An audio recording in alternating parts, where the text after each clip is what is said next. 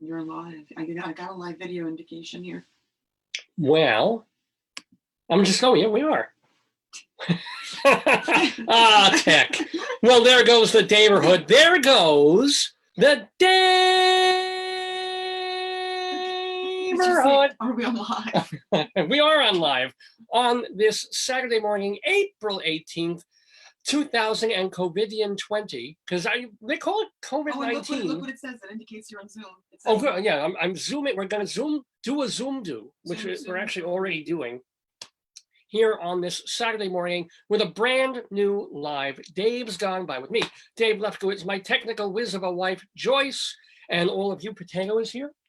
This is very exciting for all of us. Yay, Potato. Cookie. Oh, we have my old Cookie Monster puppet from when I was like, 37 years old. Here.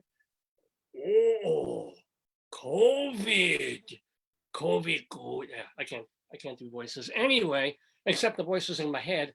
So my name's Dave Lefkowitz, and have been doing some kind of version of this show since, I swear to you, October of 2002.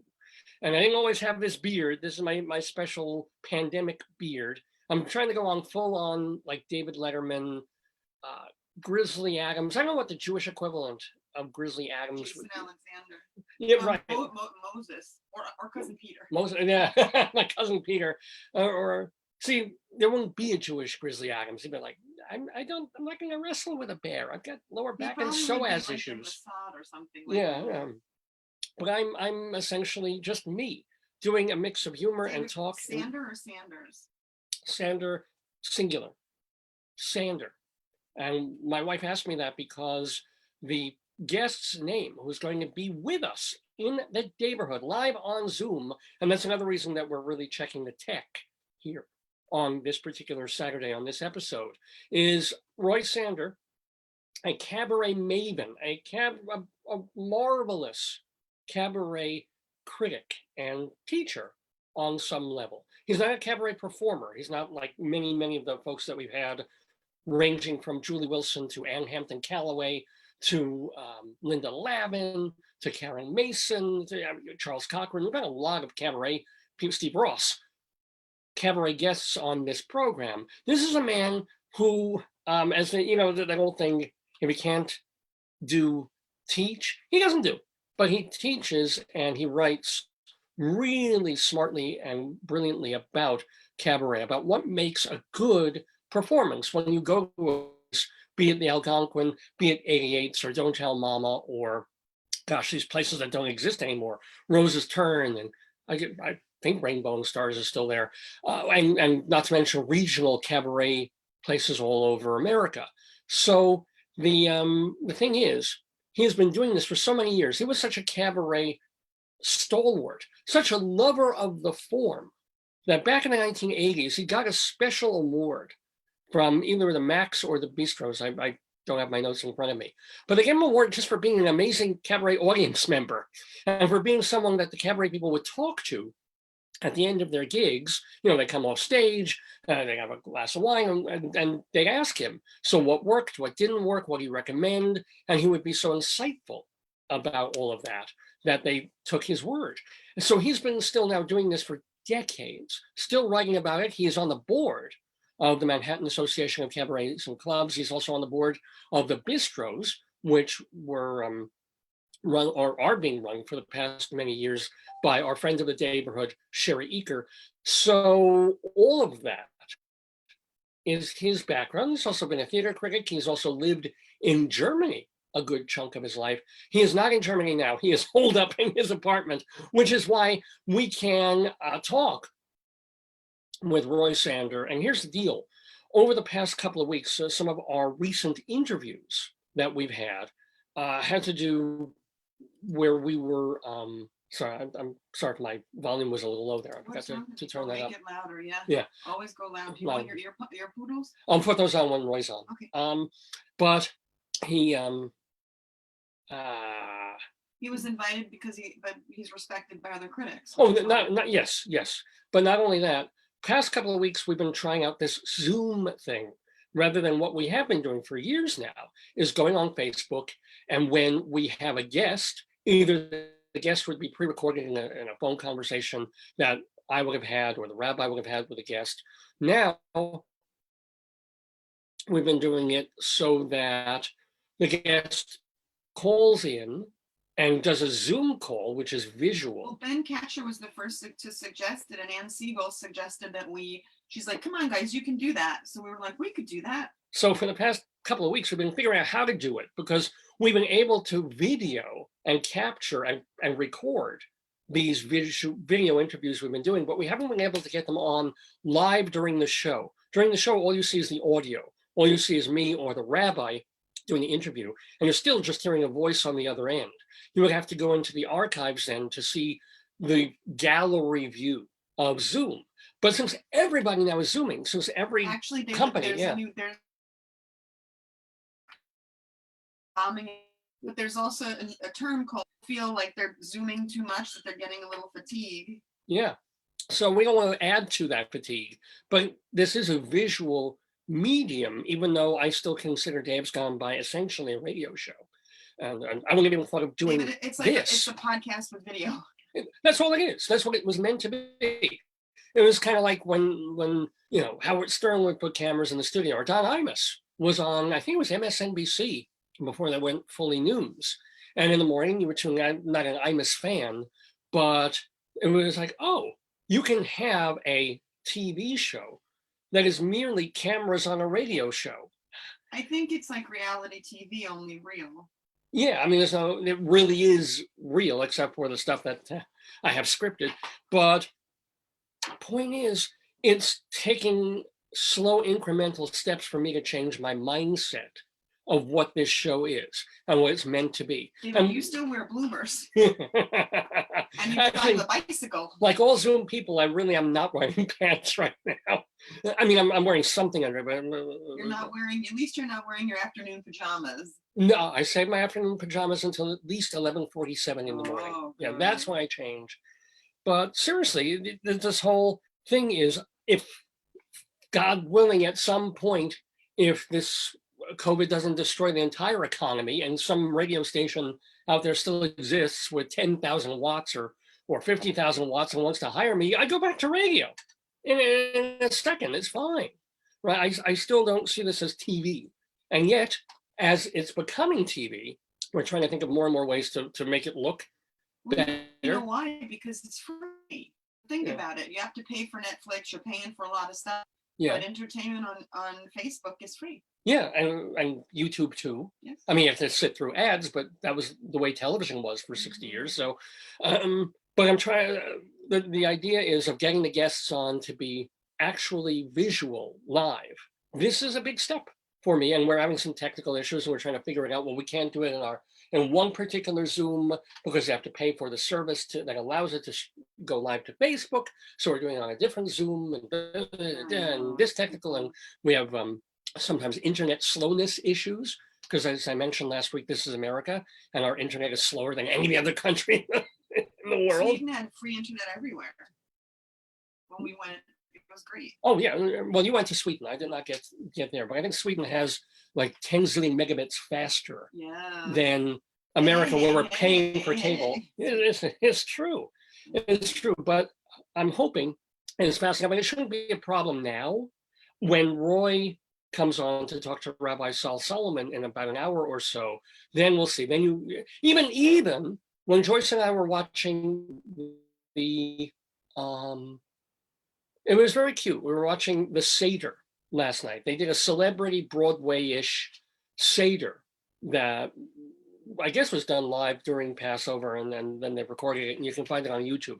And it's all these people, Jason Alexander and Idina Menzel and Ben Platt of Dear Evan Hansen, and they're singing, and they're doing comedy bits while going through the Passover Seder.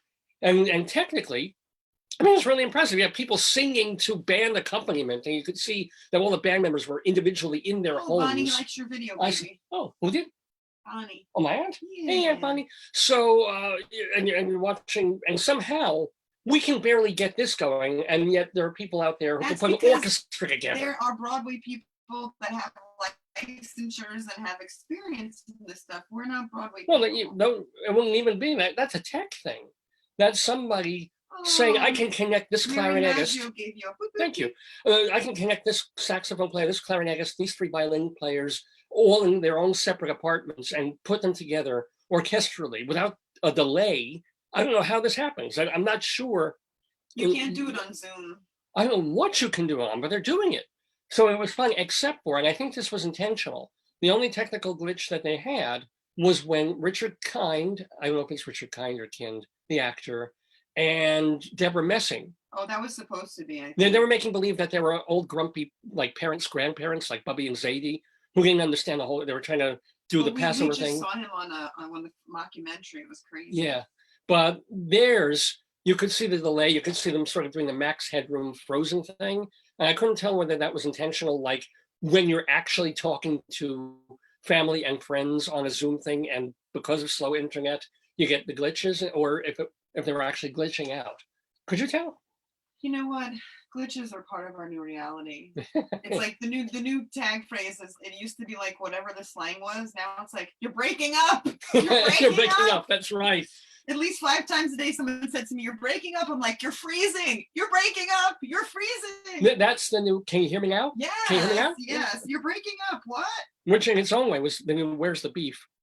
Yeah. Oh no, I skipped in the middle. I fall and I can't get up. That was the great catchphrase of when I was growing up. But anyway, welcome to Dave's Gone By. And this is all to say that barring technical complications, we're going to have our very first live, complete gallery view video from place to place, zoom into ya. And I'm hoping it's going to work out. I really, really am. And then, I've tested this with Roy, because I've known Roy for 30 years. So, we're in the same circles together. Awesome. He was a really good sport. Yeah. Oh, he was. It was his idea that we do a test run. I liked him so much you never hung up on his phone. That's right. We were having so many technical difficulties during the test run of Roy's conversation that he's going to have with Rabbi Saul. And Roy and I just did a test together. To do it, that we had to call each other by regular telephone to figure out why, his audio wasn't working and why my audio was muted, and then that wasn't, and this wouldn't go on, and then he was having internet trouble on his end and I was slow on my end. So the only way we could still really keep connected and talk to each other was by telephone.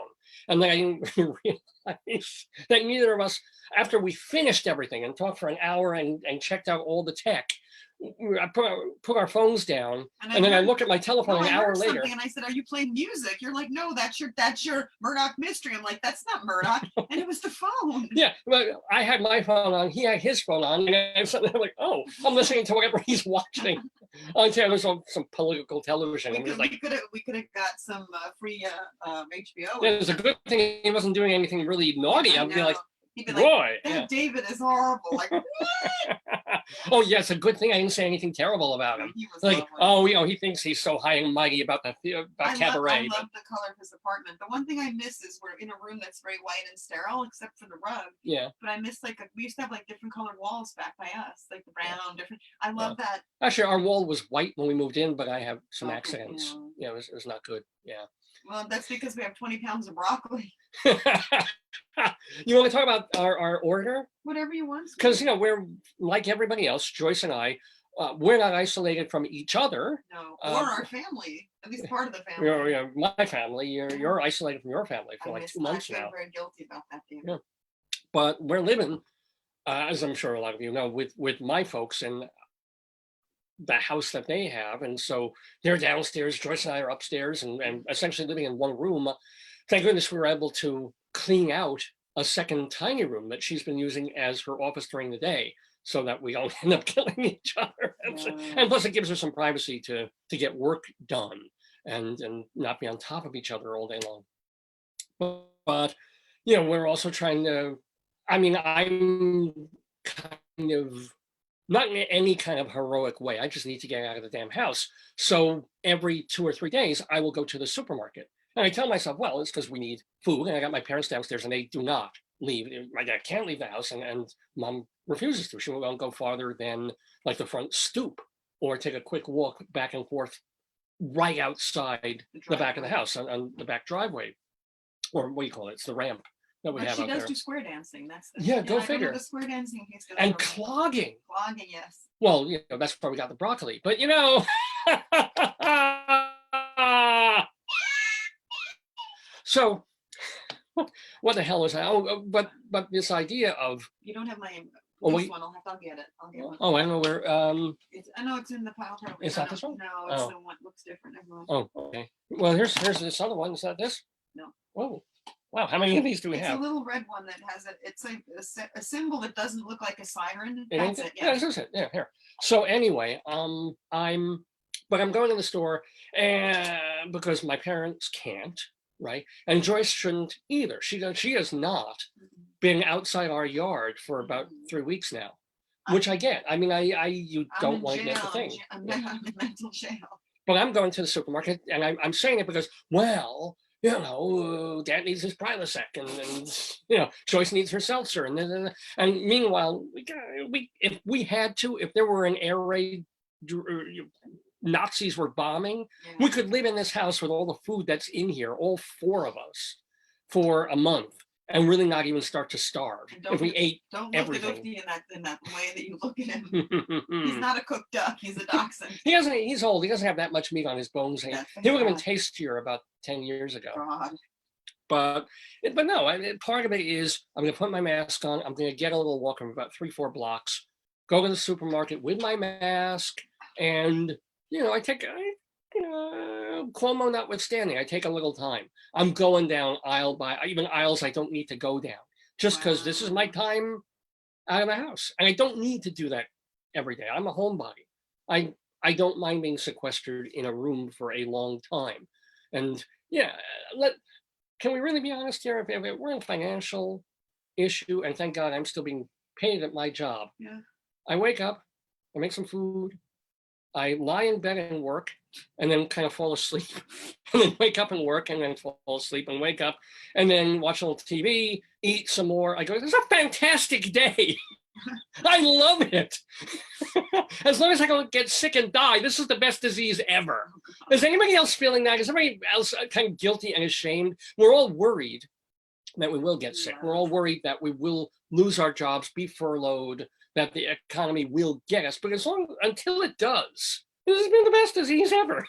You know, I'm sorry to say that, but I look forward to my days. I'm like, oh, what am I gonna do? Okay, I can make breakfast for me and the wife, and then feed our dog, and then I can go back and what was I working on before? Oh, I'm making sure all the old Dave's Gone By episodes are playing, and the videos are working, and the audio's good, and the links aren't broken, the photos are good. I'm putting tags on all the shows so they're more easily found when you do a Google search. Robert said, "Hey there." Hey, Robert, that he was from my high school.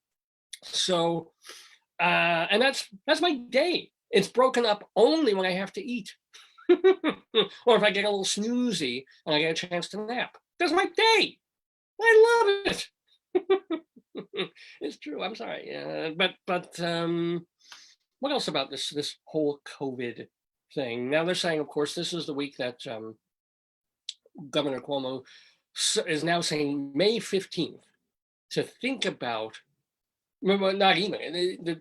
That's just a deadline to stay indoors here in New York and to wear masks and to self-isolate and all of that. May 15th. It doesn't mean that May 16th we're going to reopen and everything's going to be back to normal or even ramp up to back to normal. Are you really, really thinking, Joyce, my wonderful wife, that we won't open, quote unquote, until what, next year? I believe until December, because it's like this I find so silly. It's not like the disease is like, okay, May 15th, I'm done, no more time. Right, of course. So the herd immunity takes time, and then if we're going to get another wave in October, why do you think we're going to? I don't get it. But between July and October is a long time. You know, between May and October is a long time. We could reopen and close again. You know, there's like baseball season. Oh, it's COVID season. Let's have we'll get the awards done, and then someone wins the World Series, and we'll close again for a couple of months, and then reopen. That'll be the new normal. Or I don't know. And I did say that the one good thing that can come of this is that companies will figure out ways once this is, once everybody's healthy and it becomes a history thing again. Companies will realize, hey, our employees don't have to commute. They don't have 5 days a week, 4 days a week. They don't have to schlep. This is the problem. So yeah. It's like telehealth and Medicare. Telehealth was only allowed in rural areas, but now with the pandemic, they're allowing it, and they're covering it. And then they're saying, as soon as pandemic's done, back to normal, no more coverage, right? Or normal. So people are afraid that even if things work out now, once the veil is lifted, people are going to have to go back to the past anyway. You know, and that's the sad reality. Well, again, we don't. That's right. Everybody's flying blind. Everybody's saying that Trump is an idiot for trying to reopen America or parts of America on May 1st. You know, and then maybe not. Maybe if they lose a couple dozen more people in South Dakota than they would have by, you know, if they had properly sequestered and shut South Dakota down. So now, yeah, there's a hot spot in South Dakota because they didn't, because the governor and the people running South Dakota said, let's keep the state open, and we're going to risk losing a few dozen more people. And oh, could you turn down the audio on that? So we're going to lose some people, but the thing is, we're going to save a lot more because we're going to save a lot more jobs, and we're going to be able to manufacture stuff. Robert said there's no herd immunity for isolated. That's wow. Yes, good point. I hadn't heard that. Again, that's a little herd immunity joke, if you know what I'm saying. And I think you do. True that. Let me see if I can get, the one thing about looking at myself on Zoom is that I can't get messages the usual way. I'll tell you. So Robert and Mary, a bunch of other people, but Robert just talked about the herd immunity. And I said, true that, it will take some time. I got a message. Oh, well, thanks, Robert. Yeah, it will. I got a message from our friend of the Daverhood, Richard Skipper. Speaking of cabaret, Skip. I'm sure he's tuning in to hear Roy Sander. I hope you're doing great in the midst of this craziness. I mean, this is kind of a blanket, isn't directly to me, but I have started a hashtag Stay Home campaign. I reached out to several friends, and they have brilliantly risen to the occasion. I will be sharing these on my various media platforms. Film yourself doing a 30-second PSA, encouraging people to stay home. As opposed to, we're all staying home. The governor says we have to. Go to your favorite room. Okay, I'll have to position it near the toilet. Or your favorite corner and film yourself and be as creative as you can. Mention what you're doing artistically during this time. Say that you're doing this as part of Richard Skipper's hashtag Stay Home campaign. And then he gives his email address. I want to flood social media with these. Are you up for the challenge? Please share. I am, Richard. Go to YouTube. That's a call to arms. Call to arms. I have 2 arms. Are you up to the challenge? He has a YouTube page. It's called Richard Skipper Celebrates. To see more, and please subscribe to that. It's the hashtag Stay Home campaign done by our friend Richard Skipper. And I guess you can go there and see a bunch of these YouTube videos. And I got a thumbs up. Thank you very much from Gilles. I think that's how you pronounce it. So, merci beaucoup, Gilles. Where's your friend Jacques? See, Jacques and Gilles? There's a little comedy right there. Very little. Let's see if I can. I think if I try and see myself, though, I'm not going to be able. No, I'll start. Yeah. Yeah. Don't mess with the progress. But you're actually on that Long John's feed, right? So you would see if I'm getting any messages. That's what I told you, buddy. Maybe. All right. Anyway, let me tell you what else is going to be on this episode of Dave's Gone By. Which, oh my God, I didn't even play the theme song for. Wow. Good morning. There goes the Daverhood. And there was much rejoicing. Didn't your meds kick in yet? You got David Lefkowitz here. He's a Long Island arts guy. He's got his own radio show. I want you all to really enjoy a wonderful program done by a fine artist. A glorious thing of unparalleled beauty. Dave's Gone By. Dave is one of my very favorite broadcasters, so keep on listening to Mr. Dave.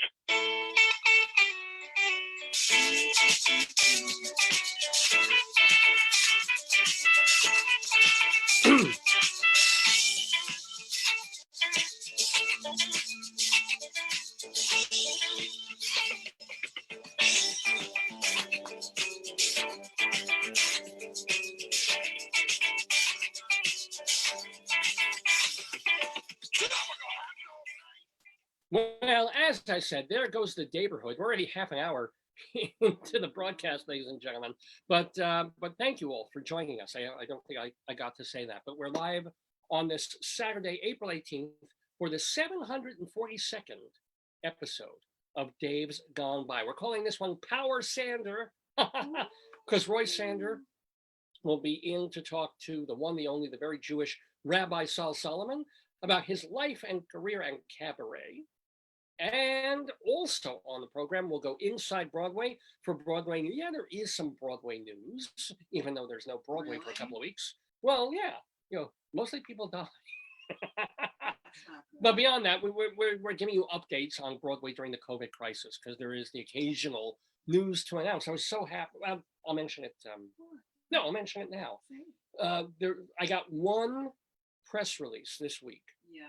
That wasn't about some theater company going virtual, doing a show digitally, charging whatever to watch a show that would have been done live, and then now they got a video. I mean, it's all great.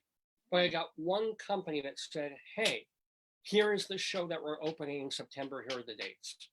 Yeah. That sense of light at the end of the tunnel. No, it wasn't June. No, it wasn't July. It's September. But at least it was kind of like, we're moving forward. Okay, we're anticipating this will be done by September. We're starting our season, and here's a show, and these are exact dates that we plan to open. And that was the best press release I got this week. Yeah, it sounds like that was pretty neat. But yeah, we'll talk about Broadway on our Inside Broadway segment. We will also have, this is so exciting, potato news. Yep, news for potatoes. We do that about once a month here, because we talk so much. Do you have? Yeah. Yes, we talk so much about human news and current events and things that involve like people. And I always forget that we have so many potatoes who listen to this program, and they don't have, especially living in New York, they can't tune into radio stations that have the farm report. So the closest I can do is give them their monthly dose of potato news here on Dave's Gone By. Also, we will have, our Colorado Limerick of the Damned. We have a new one this week. It's for Norwood, Colorado. This is where Norwood. Norwood? Places I've never heard of, but I do a short poem, a limerick, about all these different places in Colorado, where Joyce and I were living for many years. And so we've done dozens of them so far, but there's always room for one more, and this will be Norwood, Colorado, on our Colorado Limerick of the Damned. We will also have our yesterday quiz. That is a fun trivia game that we play with you guys at home. So I'll ask a trivia question about this date in history, April 18th, over the past decades or centuries, actually. And you have to figure out, hey, what's the answer without cheating, without Googling, without Binging. That's kind of the game. Plus, we will have another, yes, I've been on a jag with these again. After dropping this segment a few years ago, it has come back with a really horrible vengeance. We have another wretched pun of destiny, my friends. Oh, no. A wretched pun. Was that because you talked to our friend Friendy and she's the punster too? That could have done it. That could have sparked it. So yeah, we had a wretched pun last week. We're gonna have another one this week, and then the next 2 or 3 weeks we have some more. Be afraid. Be very afraid. Did I leave anything out? What else is going to be? Oh, and our gritty crimes and old times. Even though Friendy, our friends who live in Greeley, Colorado, have mentioned that the Greeley Tribune, which I think is using this as an excuse, even though I'm sure they're hemorrhaging money left and right. Then the Trib was brought out a couple of months ago, and you know what happens is if they're losing money in the first place, they're going to try and save money any way they can. It's like getting a new provost. And what they'll do is first they went from publishing 7 days a week hard copy to going 4 days a week hard copy, and now because of COVID, they're furloughing all their like part-time writers, or they're asking their columnists to work for free, and columnists don't really want to do that. So look for the Greeley Tribune, which was already only like 8 pages long, to somehow do a 6-page newspaper. And it was like, it still has to be 8 pages because the way newspapers are made, but the last 2 pages will just be blank news sheets. Probably ads. Yeah, it's freaking sad is what it is. And I feel I'm worried for a colleague, a friend of mine, who hasn't been on the show, but I've known him. He's a theater critic and a movie critic, and has been for many years, who works for the Hollywood Reporter. And they just crunched their numbers and furloughed like 40% of their staff and their writers. I did not see his name among the list of people not outed, what's the word? List of people, temporarily furloughed from the Hollywood Reporter. And furlough means you're not fired, but you're off work with no pay. Right. But then but this is what so the woman I call my sister was saying that some academics in Arizona are furloughed, which means they're taking some time off. So there's different types of furlough. Well, wait. Because you were just talking about this with your friend yesterday. The University of Arizona is not firing people. They're asking, you still have your job, but for as long as the rest of this COVID thing goes on, we're not paying you, and you're not working. But I think it's not. I think it's a part-time thing. It's a temporary thing. Yes. Yeah. I'm very confused by the language. Well, I'm very worried, as I've spoken to you, that I'll be furloughed from the job that I have. I don't understand. Honestly, you're saying that. Thank goodness I've got a very strong union. God bless the union. I work on some level for the state, right? And therefore, that is protecting me, and that is keeping my job going and keeping my salary going, even though 99% of what I do in my day job, I cannot do from home. It's not as if I'm lazy or I'm shirking and I'm just drawing a paycheck for doing nothing. There's nothing I can physically do really of what my job description is. Let's say you were a server in a restaurant. You can't do it if there's no, But servers are out of work. They're the people who are filing unemployment. I'm assuming I will be doing that soon. I don't know why, even with the strength of the unions. I will say this openly. I don't know why I have not been, and my colleagues who aren't working, let's say, on the website of this place, or aren't doing help desk stuff virtually. Why the people who are full-timers, I understand that the part-timers, there's no work, they don't work. It's like they just don't, there's no hours for them to do. Yeah. They're not paid, they're not hired, they're not whatever. But you figure those are mostly high school kids and who are doing it after school for a few hours a week. I mean, I read, so I don't think it's like a hard fact, but like 6 out of 10 experience some economic insecurity. But I can't imagine. I didn't check the unemployment rate, which is buffered. Like, unemployment rate is, as I told you, is often lowered because they say, have you worked a day or X amount of days in this period? So it's not like people are full-time employed, right? It's not what we think of as employment is, when you say, are you employed, I think of a full-time job with benefits. So that's not what they measure. So I'm very concerned about people who are lost in the cracks and people who are not getting the full. Yeah.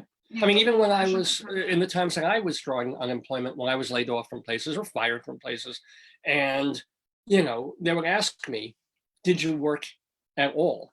And I mean, you're right. If I had one day of work that week, I was kind of screwed. I couldn't draw back. Now I didn't lose those benefits. I just moved a week forward. Isn't it which weird? Is okay. Yeah. But still, I'm like, as you say, now you've got people who are working part-time. They're not hired. They don't, or they may get benefits and those continue. I don't know how the union can make a claim. Yeah. That's probably the wrong word. But how the union can say these people should still be paid for 2 months. There's probably something in the contract that says, if there's an event, or if I'm sure there's something in the maybe not for a pandemic, but there's something they're using. They probably have union lawyers look through a contract and say, Because if I were the lawyer for the other side, I'd say, okay, they're still staff.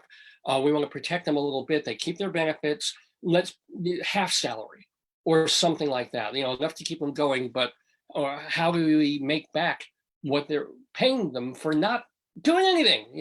Yeah, I know. It's a weird thing, and I'm grateful as hell.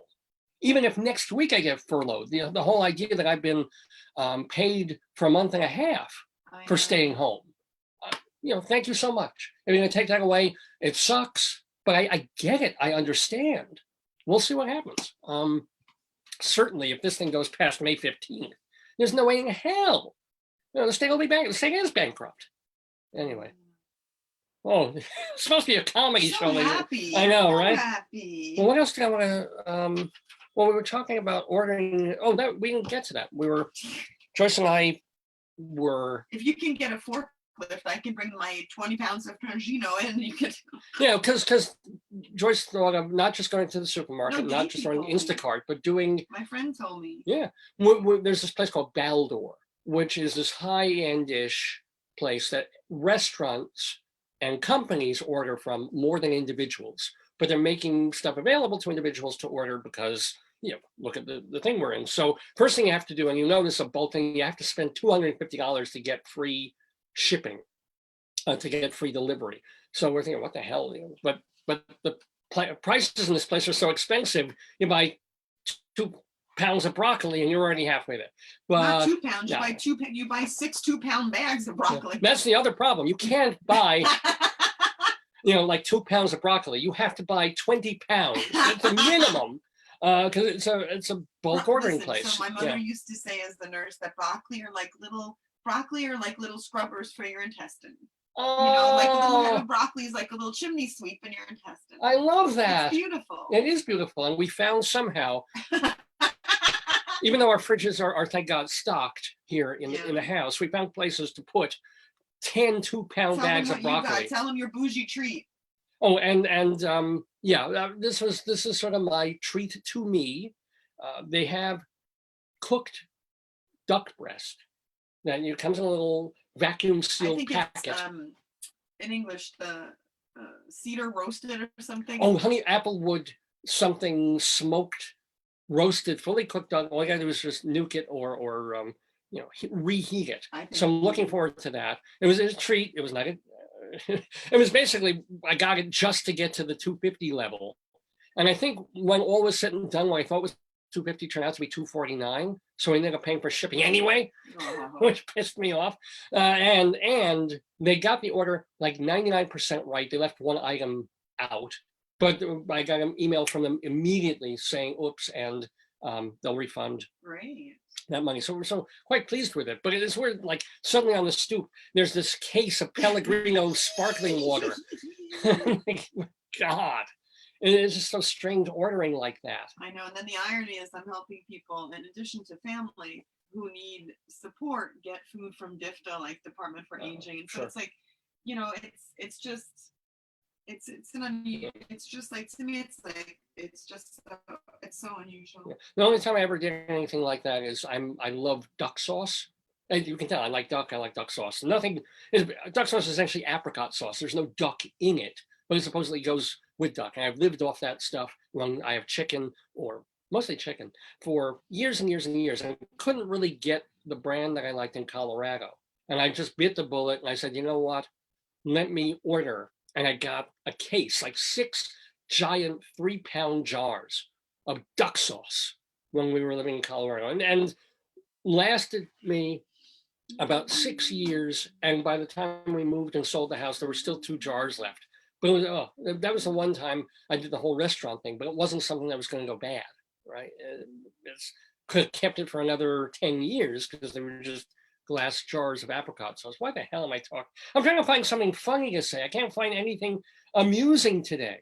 Well, let me ask you, if you were the governor of New York, and it got to the point where our numbers really did tail down, this penumbra, this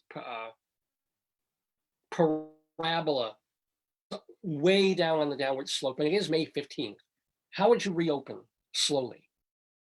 What would you do? I mean, what would you open? What so wouldn't you? Use like me and B at the wedding. Remember Ann B, Les's mom? Yeah. So I used to spend a lot of time with our weddings. They call you up by tables. Table 1, come to the buffet, right? There's got to be, you can't say like, oh, New York City's open, everybody come on in. If it were me, I would stop the trains. Like I would stop, I would just like stop subways. I would just, because how would people get anywhere? Well, they don't need to. Responders need to, and I'm not talking about right now. I'm talking about when May 16th rolls around. So I would I'd make it almost like, remember Argentina, like almost like a police state in some ways. Yeah. But then you have the abuse of police, but you have to have some people monitoring, like how many people enter the subway, how many people on the platform say, okay, in this car you can have max 5 people, like you have to have some, you have to have some, because if people can self-regulate, it's not like, you have your own personal freedom, but you don't have the freedom to give me anything bad. Of course. So I think you need to have. I think you can regulate people wearing masks. I don't think you can regulate like 5 people on a subway. It won't be worth reopening. Well, I think you have to. I think you have to have masks. But then, what do you do if someone doesn't have it? Do you go give one? I mean, like, do you? Okay. Then how do you? It's. You keep them from getting on the train until they have a mask on. But I think it's just. I know. I think we need more science and less politics. Oh, right? duh, but good luck. I know. And even though when you're dealing with something new, even science can't be too sure. Yeah, but science can, because science knows how pathogens work, right? So science knows how viruses go into. I remember when I worked with HIV, we knew what HIV did to someone, and we knew how HIV mutated, and we knew how HIV survived, right? So we understood the virus. And then we understood modes of transmission, and then ways to block it and ways to treat it with medicine. But back in, let's roll it back to 1981, 1982, 1983, when we're still figuring like what the hell and how and what. So the main thing was hemophiliacs, Hessians, and gay people having tushy sex. It was right. Well, anyone. Or anyone having tushy. Robert said you should get the Idaho potato farmer as a guest. That one from the TV commercial. I haven't seen it. Just tell him. Hold on. Wait till you see the potato news. Potato news is very important, Rob. I don't know if he's ever seen potato news on here. I don't know if he should see it personally, but. But the thing was, at that time of the HIV scare, it was also, I'm sure. Well, wait. If someone with HIV sat down on a toilet and I have an open cut, can I get? People believed like, oh, you could get it from so many things, and I think that there's a concept of hysteria, right, where people just go buck wild and get literally hysterical. I think that we need to rely on scientists. But you're also playing the percentages of if I have this combination of whatever. Who said, like somebody was saying it's calculated risk. Oh no, I was on a call, again, that Medicare call. Yeah. And the one physician was the telehealth physician, and this one woman said, I'm very ill and I have it's not elective. I need to get like stuff done in a hospital. And then she's like, they're gonna put me next to a COVID person. And the physician said, look, all we can do is do calculated risk. Is the service you need so great that you need to be there? Then you have to take that risk. And you can use precautions, but he did risk benefit ratio, and that's all you can do. But like me, eating chocolate will give me migraine. So I take the risk, right? I say that the benefit of yummy chocolate's worth the risk, and then I take the hit. So everything in life is risk benefit, right? Right, but that's exactly what Governor Cuomo and President Trump are dealing with. What is the risk of closing America down day after day after day? At a certain point, it's like more people are gonna die if we reopen America, but how many versus feeding people, getting things going, getting people livelihoods, getting people not starving, not homeless, and so forth. So that's what they're all doing, Trump included, as much as everybody hates them. I know. I think you have to say the risk is the human lives, is the economy. I think ideally what you need to do is get a think tank, right? Remember our friend who lived here in Hewlett, he was part of a think tank at one point. You get smart people together and you say, okay, guys, let's all get together virtually or 6 feet apart, and you represent your area and figure out what we're going to do. I'll tell you this, when I went to the bathroom this morning, I created a think tank. You did. Very proud. It's because of your 20 pounds of broccoli I forced fed you. It was delicious. That was good broccoli though. That was soft. We're eating like restaurant people now, David. Ooh. Even the pasta, even Mom said it was very she said it was very smooth, but you know what, it was like the capellini was so fine. It's very thin. I find it a little too mushy for my taste. I like things a little more al dente. Yeah, but for my dad, who he has teeth, but he can't use them, it's sort of like it just goes like boom, it goes right down. It's Don't ask me. I don't have any teeth. That's why I love the ketchups. It goes down smooth. When you reorder from Baldur, see if they can kick in some Sir Kensington. I've seen it. Yeah. Anyway, what else do I wrote a joke 2 weeks ago. I never got a chance to tell it on the program. Oh. Here's my joke. Are you ready for it? I think Oh, you you are. didn't want to read the ARP ones, the funny ones we had? No, this'll do, because I wrote this is, and I apologize beforehand for this. This is not a wretched pun of destiny, by the way. It is merely a one-liner.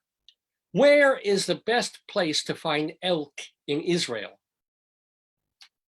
Do you want to take a stab at that? I don't know. Where is the best place to find elk in Israel? Ask Bonnie. The answer is Jerusalem.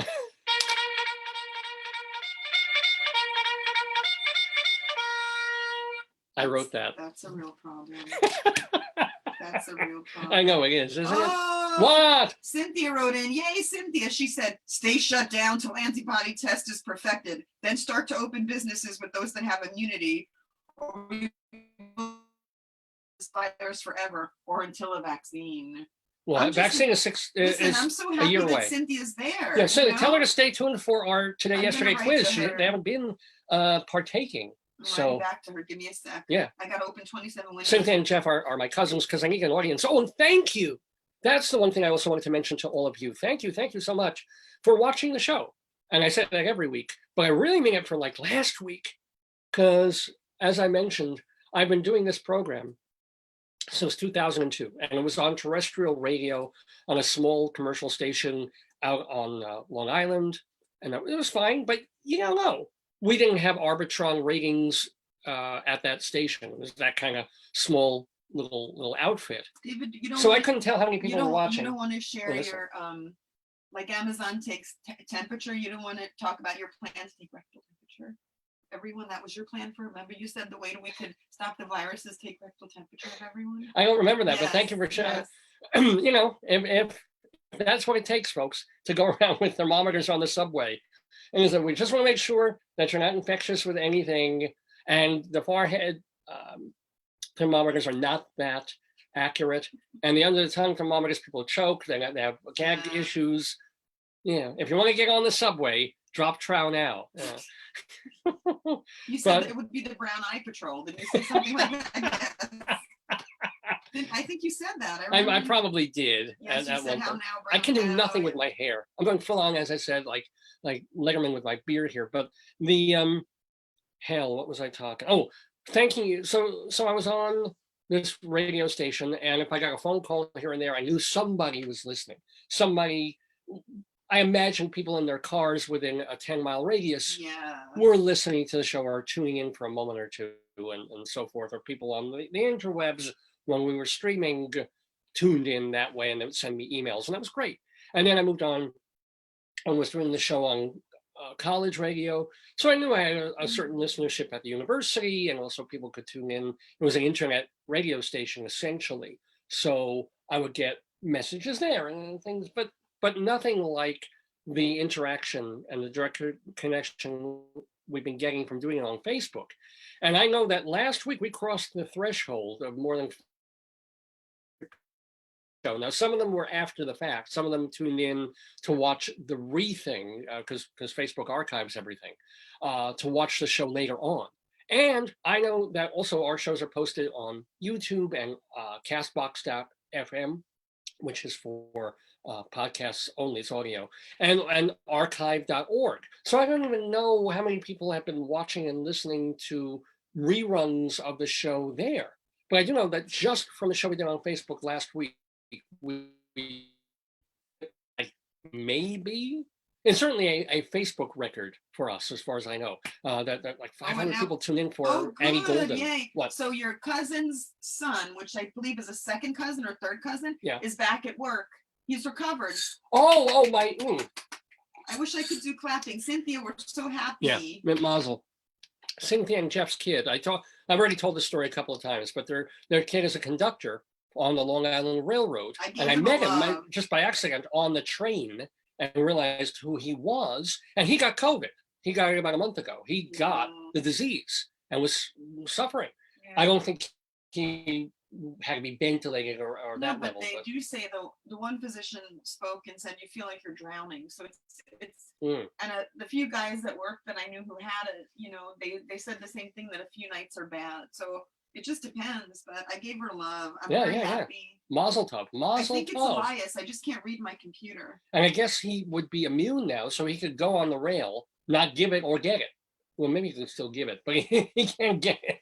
Yeah, but people who survive it and have antibodies in their blood need to go to Mount Sinai or other hospitals and donate the blood. Yeah. Because they're looking to see if they transfer that blood to other people, if they will also get it, immunity. So yeah. there's a lot of stuff, you know. Wouldn't it be fabulous if it's just like a little teaspoon of blood Yeah. will, what's in there will fight all and possible. I'm glad that Elias, Elias, Elias, do you say? That's their son. Cynthia's son. I'm sorry, that's her name. Yeah, Elias. I'm Yeah. bad with pronunciation, you know. Yeah. I kept I'm calling glad it's okay. Prilosec Proselec. You got Proselec here? What's the Proselec? Well, yeah. Sometimes when I take it, I wear prophylactic. So that, yeah. Good. That's why they want to put me in a rubber room. That's the wrong end of the thing. David, what time is Roy coming on? Roy is 10:30. Okay. Roy Sander will be talking to Rabbi Saul Solomon at 10:30. We'll also go inside Broadway for theater news. We'll have a Wretched Pun of Destiny. We'll have our Colorado Limerick of the Damned. So I don't know why I shared it to my timeline and it's doing that, but you're on there, so that's good. Good, yeah. As long as we're going, as long as we're streaming. Yeah, you're going somewhere, Bubba. Way. Just one more thing about our show. I forgot to mention that we archive all our episodes at davesgoneby.com. From the very first one all the way to the one we did last week, davesgoneby.com. So there's a lot of people who are watching and checking out the show there. I don't even know that count of people. But yeah. I lost track. But it's really, really wonderful that so many more people are Cynthia watching the said show. he's named after her dad, Eli. Oh, that makes sense. Wow. Okay. It wasn't Eli Whitney, the cotton gin guy? Yeah, okay. Absolutely. Yeah, yeah. I'm sure it's another biblical name. I think Cynthia and Jeff will be quizzing today. I hope they will be quizzers. I hope they're telling the truth about the name, because I asked the son and Eli. Do you want me to get you those bad puns that we read the other day? Yeah, go grab them. And I will also tell people that this program is partially brought to you by the fine folks at Hewlett Minuteman Press, the copy kings of Broadway in Hewlett, Long Island. They've been around, well, the Torong family has owned and operated this franchise of Minuteman Press since the mid-1970s. They do fine quality work, and they are an essential service. They are open a few hours a week, and they're there to help your business, to help you, especially when this whole COVID thing's over. People are going to need cards, as they're going to be looking for jobs, people are going to resumes, people are going to be back at work and printing prospecti, if that's the word. Have you been drinking?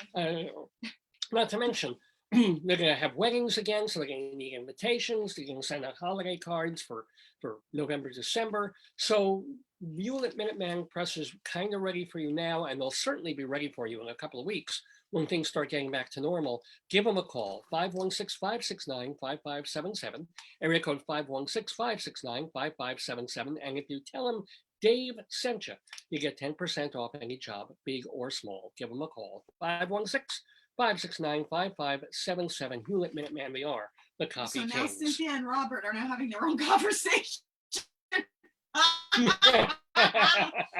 And somebody named Marge has given you a comment. I can't.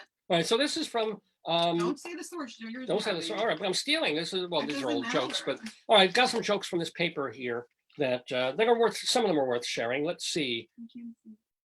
Wally says, "I'm visiting Greenwich, England, next week," and Holly replies, "Fabulous. What will you do in the meantime?"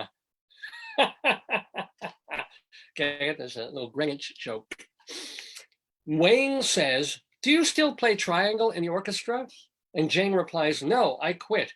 It was just one ting after another." Do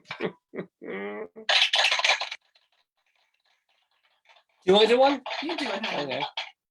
Hey, when does a joke become a dad joke? I don't know. When it's full grown. Yeah. One more. Okay. One more. Ed says, "I'm proud of myself. I finished that jigsaw puzzle in just 6 months." Fred replies, "Well, that sounds like a long time." Ed says, "Not when the box says 4 to 6 years." I love that one. The hell? I think this battery is. Oh my God. Jesus what was Christ, I'm that? putting that down. Now that I cannot hear in certain frequencies. Well, let me tell one more joke, because I did, and this way I can talk about another friend of the Daverhood. A shout out to our friend of the Daverhood, comedian Jackie the Joke Man Martling, What's up with who that? sends out every month a reminder. It's a mailer, an email, telling everybody where he'll be appearing. And obviously he's not appearing anywhere for the next couple of weeks, except his house. But one of the ways that he makes his emails worth opening and interesting is he'll just flood them. It'll be like 30 jokes, a lot of them really naughty and dirty and sick and X-rated, but then there'll be, not that I mind, and you open the email and it's joke after joke after joke, which is really, really great. So he sent one yesterday that I just opened this morning, and so let me share with you, my darling, a Jackie the he doesn't write them, he collects, he's a sort of a joke archivist in a lot of ways. Plagiarist is what we call it. So let me tell you a joke from Jackie the Joke Man Martling's list. I haven't told it yet, so it may come out of me a little weird visually, but you may enjoy this. So an old woman. Oh, Andrew Leibovitz sent us a gift of James Brown dancing, saying, "I feel good." I don't want nobody give me nothing. Open up the door, I get myself. Okay, And so I just laughed on it. an old woman. Uh-oh. What? I don't I get rid of it. I'm not sure. Oh, is there an X thing that you can X out of it? He don't feel good. Oh yeah. He's I up did. on the bad foot. That's not good. Oh God. Oh, no. He's doing it like a sex machine. And aren't we all? I don't know what I did. Okay, I'm not doing anything. Okay, here we go. So an old woman goes to the grocery store. There's still a grocery store open during the COVID thing. Oh, okay, good. And there's a sign at the grocery store that says, sorry, because of COVID, we're limiting on everything. You have to ask us for what you want. Okay. So the old woman says, okay, I need 4 cans of cat food. Yeah. And the guy says, you know what, I'm sorry, but during this COVID time, we want to stop people from hoarding, or we also have been advised that old people are kind of eating cat food because it's cheaper than the and we can't sell them. So you have to prove that you have a cat. Oh, how do you prove you have a cat? She goes home, she brings in her pet cat, Yeah. and the guy gives her 4 cans of cat food, no problem. 2 days later, she goes back to the store, goes to the guy, says, I need 4 cans of dog food. And he's like, well, I'm sorry, it's the same thing. You got to prove you have a dog. That's terrible. So she runs home, she gets her dog, and he gives her 4 cans of dog food. A couple of days go by, she comes into the store, goes to the guy, and she's holding a box. And he says, can I help you? And he says, yeah, there's a hole in the box. Can you put your finger in the hole? So he puts his finger in the hole in the box. David. And he pulls his finger out, and she says, all right, now smell your finger. And he goes, oh my God, it smells like shit. She's like, can I have 4 rolls of toilet paper, please?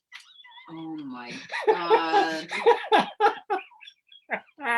You could have told me that while I was drinking my tea. Ooh. That's not a good one. Take this one. Yeah. Not working there. Those are the kind, and by the way, you can get on. That's a good one for you. If you go to Jackie's website, you can get on his mailing list and get these jokes every month. Why would you want to? Because they're, I mean, that one's less dirty than some others, but yeah, Joyce and I have somewhat different senses of humor, I guess. That It offends me happens. thusly. Yeah.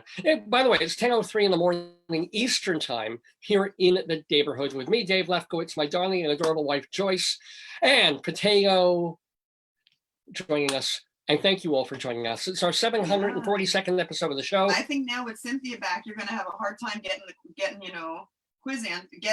people to challenge the quiz master. Well, you know what? It's early. Why don't we do the today, yesterday quiz first? Because we got Roy coming at 10:30. Okay, whatever. And then we've we've got so much to do on the show. It's We've just been 10:04, and yakking. he'll come into the. Yeah, he'll come in. I've got to let him into Do you the. want more coffee? I can pour it in your cup. Oh, I'm good so far. Okay, 'cause Thank have you it ever so there, much. but it's not hot. Or my special Dave cup. Here we go. That's so you know who you are. One segment that we do, well, we try and have been doing for several months now, is our today, yesterday quiz. This is kind of fun. And what it is, it's a trivia quiz. I ask questions about a certain date in history, this date being April 18th. What happened in years past, who was born, who died, what big current events happened at the time on this date in history. I give you a clue, and you see if you can answer. Are you ready to go today, yesterday?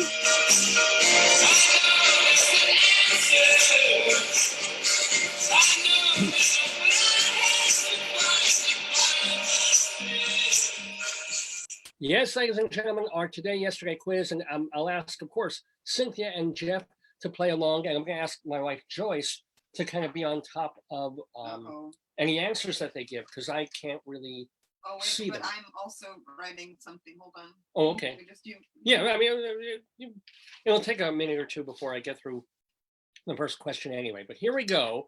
Our today, yesterday quiz for April 18th here on Dave's Gone By. So we talk now about 1901. Okay, April 18th, 1901. Songwriter Al Lewis is born today. And it's not the Al Lewis from the Munsters, you know, the guy who played Grandpa. No, this is different Al Lewis, songwriter. He was best known for two songs, Blueberry Hill and Tears on My Pillow. Can you name the artists who made both of those songs famous, pardon me, in the 1950s? Okay, so on this date in history, that's the first question. On this date in history, everybody knows the first one, but the second one might be a little more challenging. Hold on, Cynthia's got something and I'm trying to post something. Wow, that was quick. So, who made big popular smash hits of the songs Blueberry Hill and Tears on My Pillow? Uh-oh. What, problem? Yeah, I've got so many. Okay. Hold on, I'm just trying to. Because maybe Cynthia and Jeff are already chiming in with the answer. So I didn't do a post. It's trying to dump me while I'm writing Cynthia's thing. Oh, okay, yikes. Yeah, yeah, take your time. And this also gives other people a chance to answer. So you're essentially playing against my cousins Cynthia and Jeff, because they're right on the button and they type in the answer. You can try and beat them and be first. Today you don't win anything except bragging rights. Can you look for Cynthia's comment too? Let me see if I can open. I'm not sure if I can. Okay, then don't. I can try. Oh, here we go. She says it's somebody who's not skinny. That's the first answer. So, I mean, yeah, I can do the countdown. I'm sorry. Okay. So 5, 4, 3, 2, 1. She says Fats Domino. And I don't know. Who's the second one, Cynthia? Because I said it's Blueberry Hill, and also Al Lewis wrote a song called Tears on My Pillow, who made a big hit with Tears on My Pillow. I think it was Lady Gaga. Was it? Yeah. Maybe it was the guy who made the My Pillow. Oh, he's a little bit sad. Yes. Yeah, tears on his bill. Yeah, he has no tears. He makes so much ridiculous money. By the way, thank you from Ezra, who gave us a thumbs up for. Ezra, take a guess too. Come on. Okay, let me pull that away because I kind of have to go to, I guess, this page. No, I'm not going to mess with it. Anyway, did Cynthia and Jeff respond with the second one? I only see one, but we have a little lag. Tell Cynthia we got a lag. So. We have a bit of a lag here. It's the broccoli. That's I'm blaming it. But I'm going to have to give a little bit of a countdown. Oh, you got it. Yeah, you got a thumbs up from Ezra. And the answer is Tears on My Pillow. Tears on Last chance. No? Oh, Little Anthony. There we go. Woo! Little Anthony and the Imperials. That's very good. Okay, they're 1-0. Cynthia and Jeff, how are you guys doing? Just Cynthia. We have no Jeff. It's just Cynthia. Sorry, Don't give, half the team is absent, I think. Oh, well, no, sometimes he's there and she's just doing for the both of them. They share together. Okay. Now we move, oh boy, we almost move a whole quarter of a century further in time to 1923. So, located at East. Oh, yeah. Tell Cynthia, a long lag, say we know. Yeah. Yeah. I wish I had a long lag, let me tell you. Would have done better with the ladies. Located at East 161st Street and River Avenue. This building officially opened today in 1923 and would stay open for nearly 80 years. Can you name it? Is it Katz's Delicatessen Part 2? Oh, Katz's. No. I'm going to hold up our special. Oh, Cynthia said Jeff talks as I type. Yeah. So that's a beautiful relationship. We do the same. Yeah. So here's the second question. April 18th, 1923. Here's the street address of this edifice. What kind- And tell it them became a what wreck, an What edifice kind of wreck. building is it? Well, if I tell you, that's the point. You've got to tell me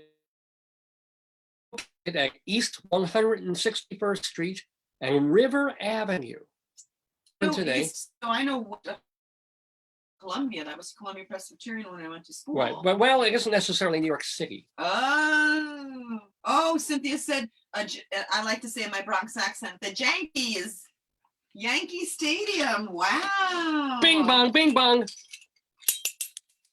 That is correct. They are smart. They're super smart. Yeah, the Yankees opened the Yankee Stadium, the original one, in 1923 on this date, and the new they opened. They demolished it, and in 2010 they did the next Yankee Stadium, which is only like a block or two away in the same place in the Bronx. And I said the Bronx, so we're giving them away in 10 seconds. So Bronx is up and the battery's down. well done, Cynthia and Jeff. How are you all doing on the Today Yesterday quiz? You're 2 for 2. Yeah, I know. 2 for 2. I think they And could, me I think they for could you. kick Jeopardy Ken's butt. Me, I don't know No? about that. Then, and they're not answering in the form of a question. Yeah, but So- you're not asking to answer in the form of a question. I see. Okay, I'll ask you to answer this one. No, in no, the it's form too of a much question. typing to Yeah. have a lag. Let's not add words Yeah. to it. 1942 is the date, is And the year. It's 10:11, so you know that Oh, our guest 20 minutes, we Yeah, our got- guest may yeah. Roy may pop in, so Got it. you may hear him on Zoom without Oh. seeing him. Yeah. Cool. Born today in 1942 in Greenwich Village was a man. No, we did one about Greenwich Mean Time. This is different. Born today in Greenwich Village was a man who dubbed himself Yeah. the Dean of American Rock Critics. He gave himself that title almost jokingly when Yeah, he but was in his that's kind of- 20s. That's kind of hubrisy. Well, yeah. And through the years, though, it's basically come true. Mm. And he's written for Esquire and Playboy and Cream and for decades, The Village Voice, where he created the consumer guide columns for record buyers. Can you name? What? This what? writer. The what now? So I'll say it again. Born in Greenwich Village on this date, writer best known for writing for years for The Village Voice, where he essentially created a, quote, consumer guide column about rock and roll and other types of music, mostly rock, for people who are going out and buying Mhm. albums. And he is the Dean of American Rock Oh, is Critics. it Dean? What's that guy? Ooh. I can't think of his name. So I'm waiting for Cynthia and Jeff on this one. He's still writing. Oh, I don't think he yeah. writes still for the Village Voice. So they canned everybody years ago. But he still writes for various places on and off the web. And he put out a new book just a couple of months ago. I'll tell you about that once we get any kind of an answer. Who are we talking about? Oh, she says, oh, what is? Uh-huh.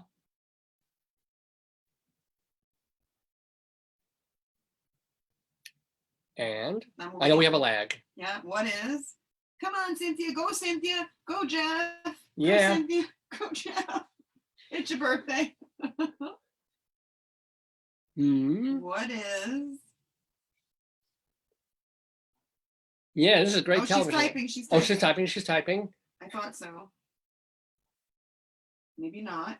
By the way, we're watching Dave's Gone By with me, Dave Lefkowitz, my darling wife, Joyce, potatoes, and we're in the middle of our Today Yesterday quiz. So the question is, born today, back in 1942, as a critic and someone who dubbed himself Dean of American Rock Critics back when he wasn't, and now he, over the years, he has certainly become that. Who is this person best known for writing for the Village Voice, even though he's written for tons of other places? She said, "What is question mark?" I don't think she's. She- gonna- okay. yeah, that's a hard one, Cynthia. Well, I'm gonna I don't know have that to. either. And actually, if you go to the local library, you see his recent book, which is not about rock at all. It's he's written a compilation of something called book reports, where he does book reviews and literary essays gathered over the years. I wanted to remind you. You Yeah. wanted to talk about Bob Dylan's new song too later. The newer song. Yes, Okay. Remember Anne Frank and Yes. and what's the Raiders of the Lost Ark guy? Indiana Jones. Indiana yeah. Jones. Yeah. But the answer to the question Cynthia's is got no idea. Yeah, it's a hard one, Cynth. Robert Christgau. The name is familiar, but I thought Yeah. he was a photographer. No, Robert Christgau, rock critic for now 50, probably 60 years, mostly or best known for the Village Voice. Anyway, on to our next one. So, okay, so chapter 2 and 1. Let's move on to our next question. 1953 is the year. Ooh. Born today in Toronto is a comic actor. William Murdoch. No, he's got no sense of humor. This is a comic actor who would find fame on Second City Television and the movies Ghostbusters and Spaceballs. His self-imposed break from Hollywood has lasted for about 2 decades, but he's due back this year in yet another sequel to Honey, I Shrunk the Kids. Can you name him? Okay,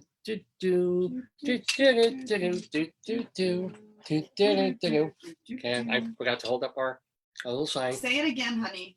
So born in 1953 on April 18th in Toronto, a comedy actor, first found fame on Second City TV, but he was also had major roles in Ghostbusters and Spaceballs and the original Honey, I Shrunk the Kids. And he took a break from Hollywood for many, many years to raise his kids. And now what is Ed Moranis? Cynthia, so close. You got one part of the name right, one wrong, girl. Well, you know this one. Rick. So Ricky, that's right. It's Rick Moranis. Oh, she corrected it. She got it. She got it. Yay. And of course, you know why I love Rick Moranis. Why? One of the greatest albums ever, where one of the things he's done on his self-imposed break, I think he lost his wife. He wanted to be a father to his kids and stepped away from Hollywood, didn't want to do what he didn't want to do. He didn't have to. He was set. So he put out an album of sort of novelty Jewish music. My Mother's Brisket. If you find that album, it's kind of worth seeking out. It's very cute. Rick Moranis put out an album of Jewish novelties. Said, who is Rick Moranis? Oh, there you go. Woo, girl. Yeah. She got it. Well done. She's lit. You're lit, Cynthia. You're lit, Cynthia and Joe. Now, and I think the name of the album is My Mother's Brisket, which should tell you. Better than My Mother's Kishkas. Oh, yeah. Although it would have taken guts to name the album that. Thank you. Okay, oh, that's a good one. Just remember, name it at 10:17, Bubba. Yeah. Today, yesterday, 1961, born in Sussex, England, this actress achieved fame playing housekeeper Daphne Moon on Frasier and went on to further sitcom success in Hot in Cleveland. Can you name her? She was with Betty White, but I don't know her name. I know that. You know who? You can picture her, but can you name her? No. Born in Sussex, England on today, 1961, she was Daphne on Frasier. Forgive me. Who is Rick Moranis? No. And then she was also on Hot in Cleveland. Can you name this actress? Oh. Lum-dee-dum-dee-dum-dee-dum. Lum-dee-dum-dee-dum. So we're waiting for the lag here.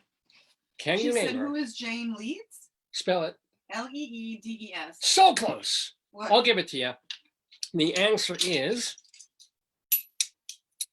sometimes Jane stays, sometimes she leaves. It's Leeves. But I'll give it to you. That could have been a typo. Yeah, exactly. She was leading with her right. There you go. Very good. Very good so far. Got a couple more questions in our today, yesterday quiz. For example, 1962. Now, if you guys get this question wrong, I kill you. That is what Ahmed the terrorist would say. Just one character in the arsenal of this stand-up comedian and ventriloquist. Name him. That's a hard one, David. That's what she said. 19 cuckoo. I know. I'm keeping track. So, that's the question again. Born on this date in 1962, and if you get this, the answer to this one wrong, I kill you, which is what Ahmed the terrorist would say. He said, Cynthia Shoup said, my hearing loss. What? No, I think What? maybe he said leaves and she heard leads, the V and the D. Yeah.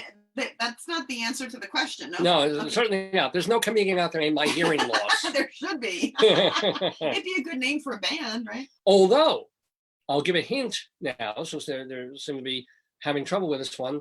His name does rhyme with deaf. There's the clue. That's a hard one. That's what she said. Every time you say that, I'm going to make that joke. Okay. I'll give it another couple of seconds. Who Do your Jeopardy thing on your xylophone. is the comedian ventriloquist who came up with Ahmed the Terrorist, among others? But that's what he's kind of most famous for. The happy little Muslim racist character there. Go ahead. Who are we talking about? Are we getting an answer? They're thinking.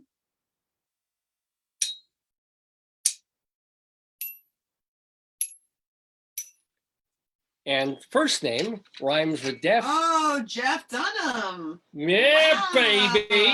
Well done. Well done. They got it. Yeah. All right. Good. All right. They're doing pretty well on our Today Yesterday quiz. We move on to our next question. 1 year later, 1963. Of all the late night talk show hosts, he's the only one to have gone to Harvard. And he was born yesterday in 1963. Can you name him? Say it again.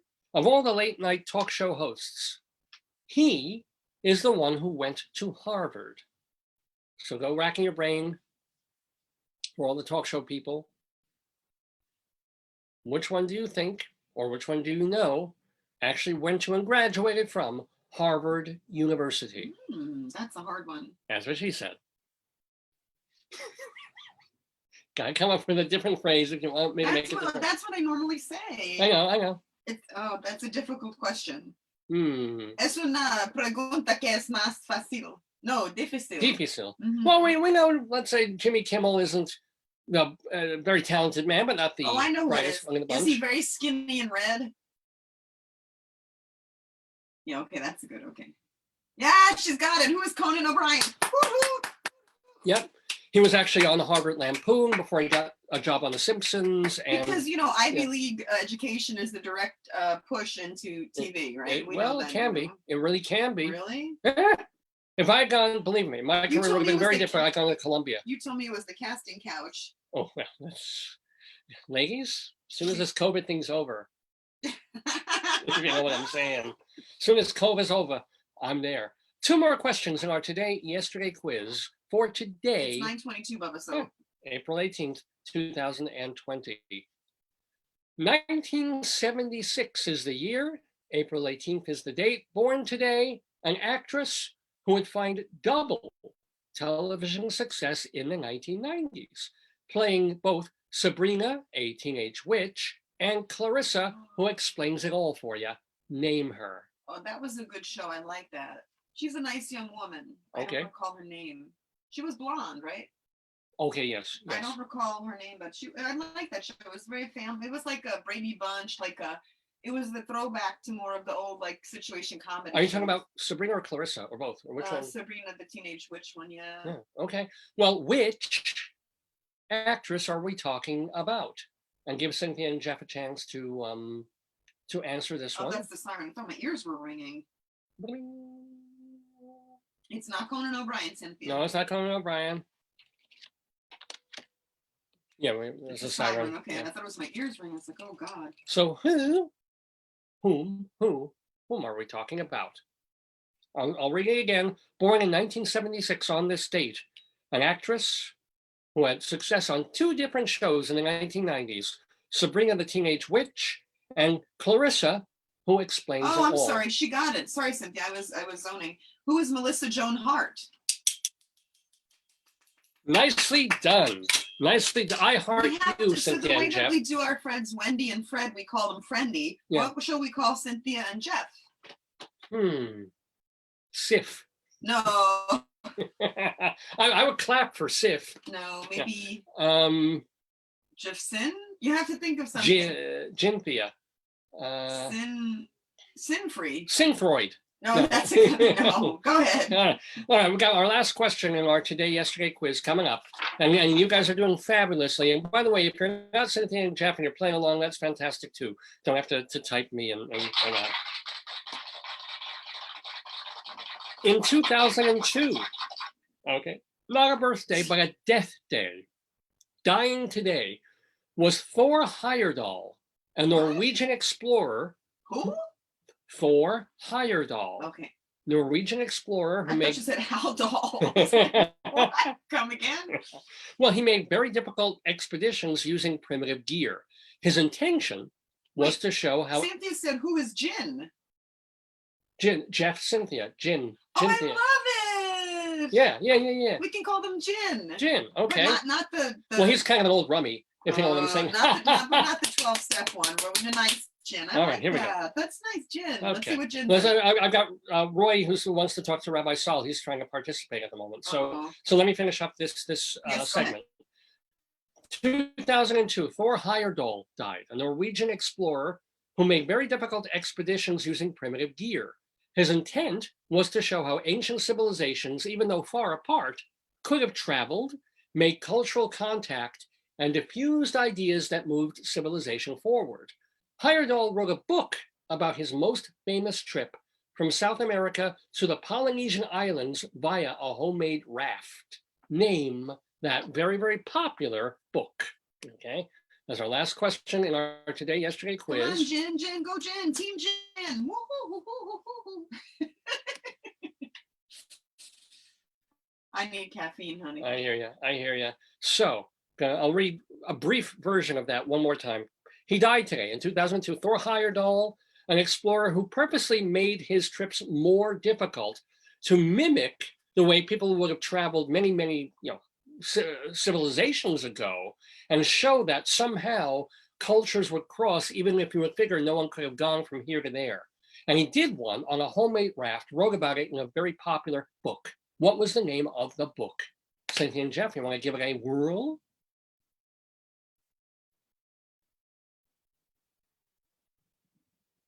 No? Who is Jin? That's the they'll probably come. Well, I'm gonna. Oh, she said, "What is God? I hope I don't drown." No, that is not the answer, but a great guess. The answer is Kon-Tiki. Remember that one? Yes. K-O-N. Oh, it just rolls off. Oh, I remember that one. You don't remember Kon-Tiki? I never read it. I never. Oh, well, I am tickled to be finishing this week's yesterday quiz. I think Cynthia and Jeff, how did you guys do? I think it went They like did 9. I think 9 out of 10. The only one I didn't get is the book. No, there's one other. I think they got everyone right but 2 out of the 9 questions that we got. So yay to you, yay to everybody who's participating. We have so much more to do in the program. We've got Gridley Crimes and Old Times. We have our Colorado Limerick of the Damned. We have Inside Broadway. We have Potato News.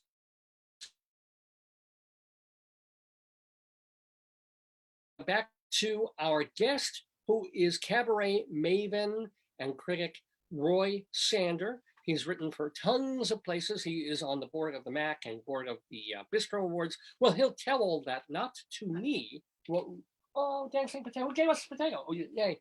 Not to me, but to Rabbi Saul Solomon, who will be doing the interview. Rabbi Saul is a performer, of course, in his own right, and usually in his own wrong.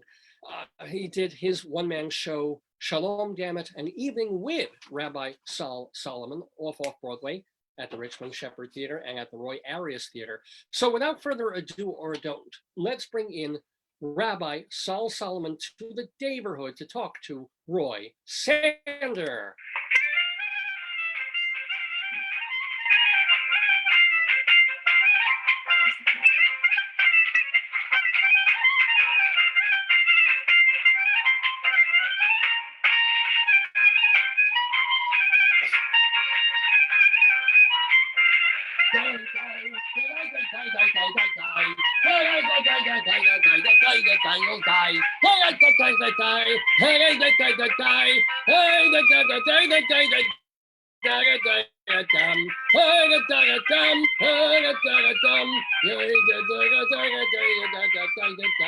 How did I get that gallery view? How did I get that gallery view? God damn it, oh yes, we have the view.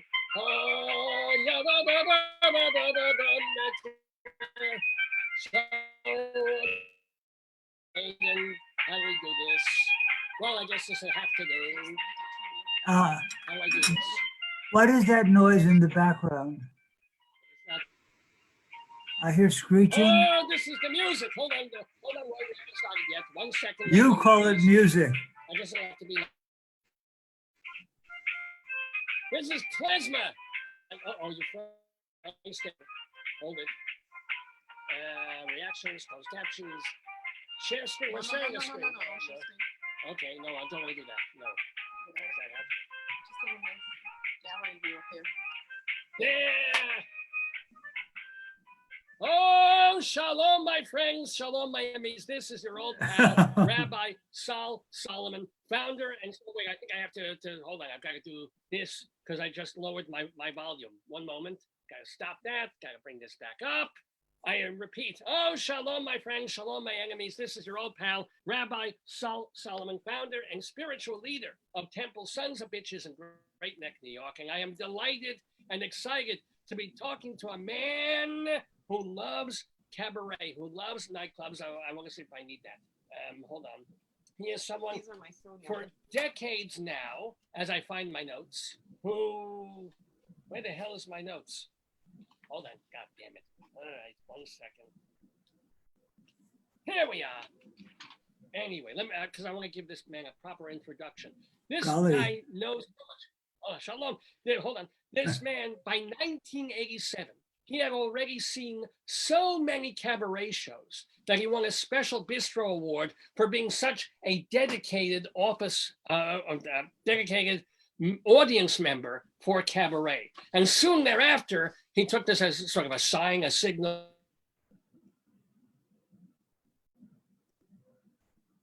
And for WLIM Radio in New York, he has written a chapter for the guidebook, The Cabaret Artist's Handbook, and he's even got some material that is going into a new upcoming book called So You Want to Sing Cabaret. He is an associate producer of the Bistro Awards and chairman of the advisory board for MAC, which is the Manhattan Association for Cabarets and Clubs. And most importantly, really, he once gave a really, really great review to ladies and gentlemen, please welcome to the Daverhood, Roy SANDER. Shalom, Roy. Hello. After all that bluster, hello. Hello, how you doing? How are you doing? How are you feeling all right? I'm feeling terrific. Thank God. I mean, do you know anybody who's got the COVID stuff? Are you worried? There's a family, friends? I do know people who have had it. Yeah. No, I'm not. Okay. I don't take it. I don't think this is trivial at all. No, I take it seriously, but I am feeling terrific. All of I mean, you and Dave were both, I assume you knew William Wolfe. We lost him about 2 weeks ago. Oh, I didn't know that. Oh, you didn't know William Wolfe? I know who he is. No, I know who he was. Yes, no, indeed. But I didn't know that he had died. Okay. But you're in a New York, let me ask you, you're in a New York apartment building, am I right at the moment? That's where you dwell? Yes, yeah, that's my... So what are they doing in... That's my official residence, right. Oh, I didn't hear that got broken up. What did you just... It's my official residence. It's Right, so in this apartment building with dozens of other tenants, are there special, like, are there notes on the elevator, or you do not take the elevator, you got going out? What do they have in this building that people are having to follow? Okay, there are notes in the elevator, and we get emails from the the resident manager about any new rules or policies. And we just got one yesterday that, according to the New York State edict, apparently, not only do people have to wear masks when they're outside in a and they can't maintain a 6-foot gap between other people, they also, according to this note, if we go out into the hallway or into the elevator or to the laundry room or to the lobby, we must also wear a mask or some kind of covering. I ordered masks from Amazon weeks ago, and they're late in coming, so I'll have to wrap myself in a boa or something. Well, do what I do. All I do is I put strings on my yarmulke, and look, there, it works perfectly. Look at that. Yeah, pity I'm an atheist and I don't have a yarmulke. Otherwise, that's the first good excuse for religion I've ever heard.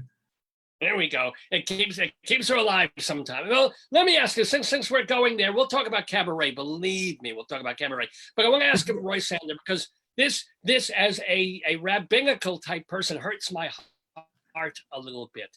You won't even admit to being born Jewish. That phrase irks you. I think it's not that phrase irks me. I think it's meaningless to say one is born and then list a belief system. Meaningless, you say. You're frozen. It's invalid because what you have to unwrap that. What does it mean to be born Jewish or Catholic or whatever? It means to have been born in an environment in which the people largely follow those traditions, if it's just tribalism, or those beliefs, if you're talking about the philosophy. And yes, I was born into a Jewish environment, but aside from the fact that, yes, that means I probably tasted lox before someone born in the Midwest did. Other than that, it's just I was exposed to various things that other people might not have been, just as they may have been exposed to certain foods or traditions that I have not been. Those are all harmless. And you decide, do I like it? I mean, I was exposed to pickled herring. I think it's disgusting. I mean, so one isn't defined by them. You'll get over it. One isn't defined or determined by those things. One is always free to say, do I agree with this? Do I not?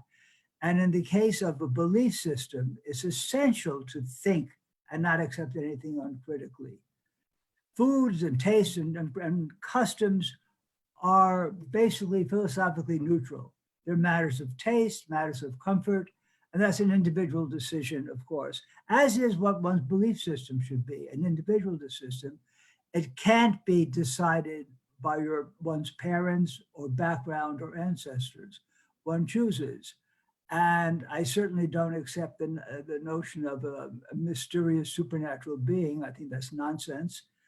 And the idea of, oops, I hear how we live. Pardon?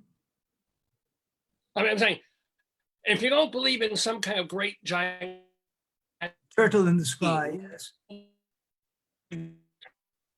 I'm sorry, I missed that. I said turtle in the sky. It's a King and I, is quasi King and I reference, but go ahead. I'm getting it back to musical. Okay. The King and I reference, that was what that was. But continue your question. I have some. This is what I have in common with your brand. That's not it. Yeah. No. The question is, if you don't believe in some kind of and flowers and hemorrhoid ointment. Oh, I'm sorry. Wait. You broke up. All I heard was hemorrhoid ointment, and you got my attention. But I know. I did. How do you explain all the things that surround us in the world? The fact that, well, things exist. That is as fundamental as you can be. Certain things are obvious and axiomatic that don't need explaining. They exist. What needs explaining is why certain things behave the way they do, what properties they have, how, when given those properties, how does that affect other things? That's all matters for scientific inquiry. But the fact that things exist doesn't need a previous cause. That's silly. If any previous cause is something that exists, so you can say how maybe one existent gave rise to another, but the very fact of existence is a given, and you should move on and now do serious inquiry into understanding the various things that exist. But you understand through what came before. I mean, in other words, if you're trying to cure a disease that runs, let's say, in one group of people, you kind of have to trace back. You can't start with one person and not acknowledge that something created and get into that gene pool. Well, no, of course, you have to look at the relevant facts, and the relevant facts might be the pattern of infection. Say, I mean, there are all sorts of things that are relevant, and they depend on the particular issue being investigated. But while my conviction is solid, I don't find this all that interesting because it's so obvious that in the 21st century, we're still talking about God. It's an embarrassment. People are, I mean, I hasten to add, people should be totally free to believe what they think is right. Absolutely. I would never challenge that in the slightest. I just think a lot of people have it wrong. So would you consider yourself a secular humanist? I consider the word humanist is a little sloppy. That needs unpacking also. What do you mean by humanist? Okay. Do I like people? Humanity? Yeah. See, I mean, hate. well, I can name names also that I hate, but in general, and there are probably millions that I would say, ooh, Yeah. but it's their right to live. I don't challenge unless they're trying to kill me, Yeah, right. or some other innocent person. But in general, I like humans and what they're capable of. I think is wonderful. I think it's great. And I have great admiration, I may start crying now actually, for people who do create and give joy and comfort and delight to other people. That's all very nice. And that they have the ability to do that. I mean, people like Steve Jobs and great scientists and inventors. I think that's great. So that's the human potential, and I love it. And switching back to or getting back to moving back to cabaret and also the performing arts, I have great respect and admiration and affection for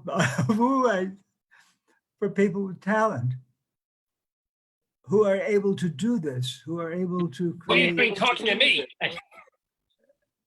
But I am talking to you, yes. No, I have great and respect, and that's one reason I love cabaret so much, because I see some extraordinarily creative work on the cabaret stage. Not just good singing, and that good singing I love also. I mean, but really putting their talent to creative use. That's great.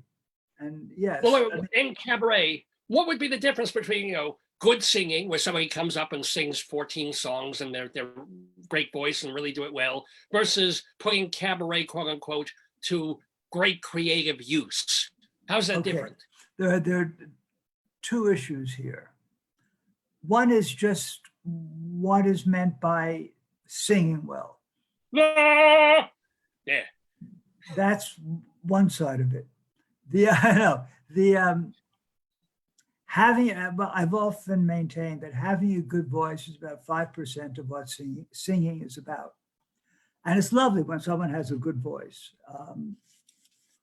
And it's a pleasure to listen to. But it can be very boring if that's all you bring to the table. I remember seeing a cabaret show by a quite well-known, I guess she's internationally well-known artist who has a glorious voice. It was a show about the songs of World War II.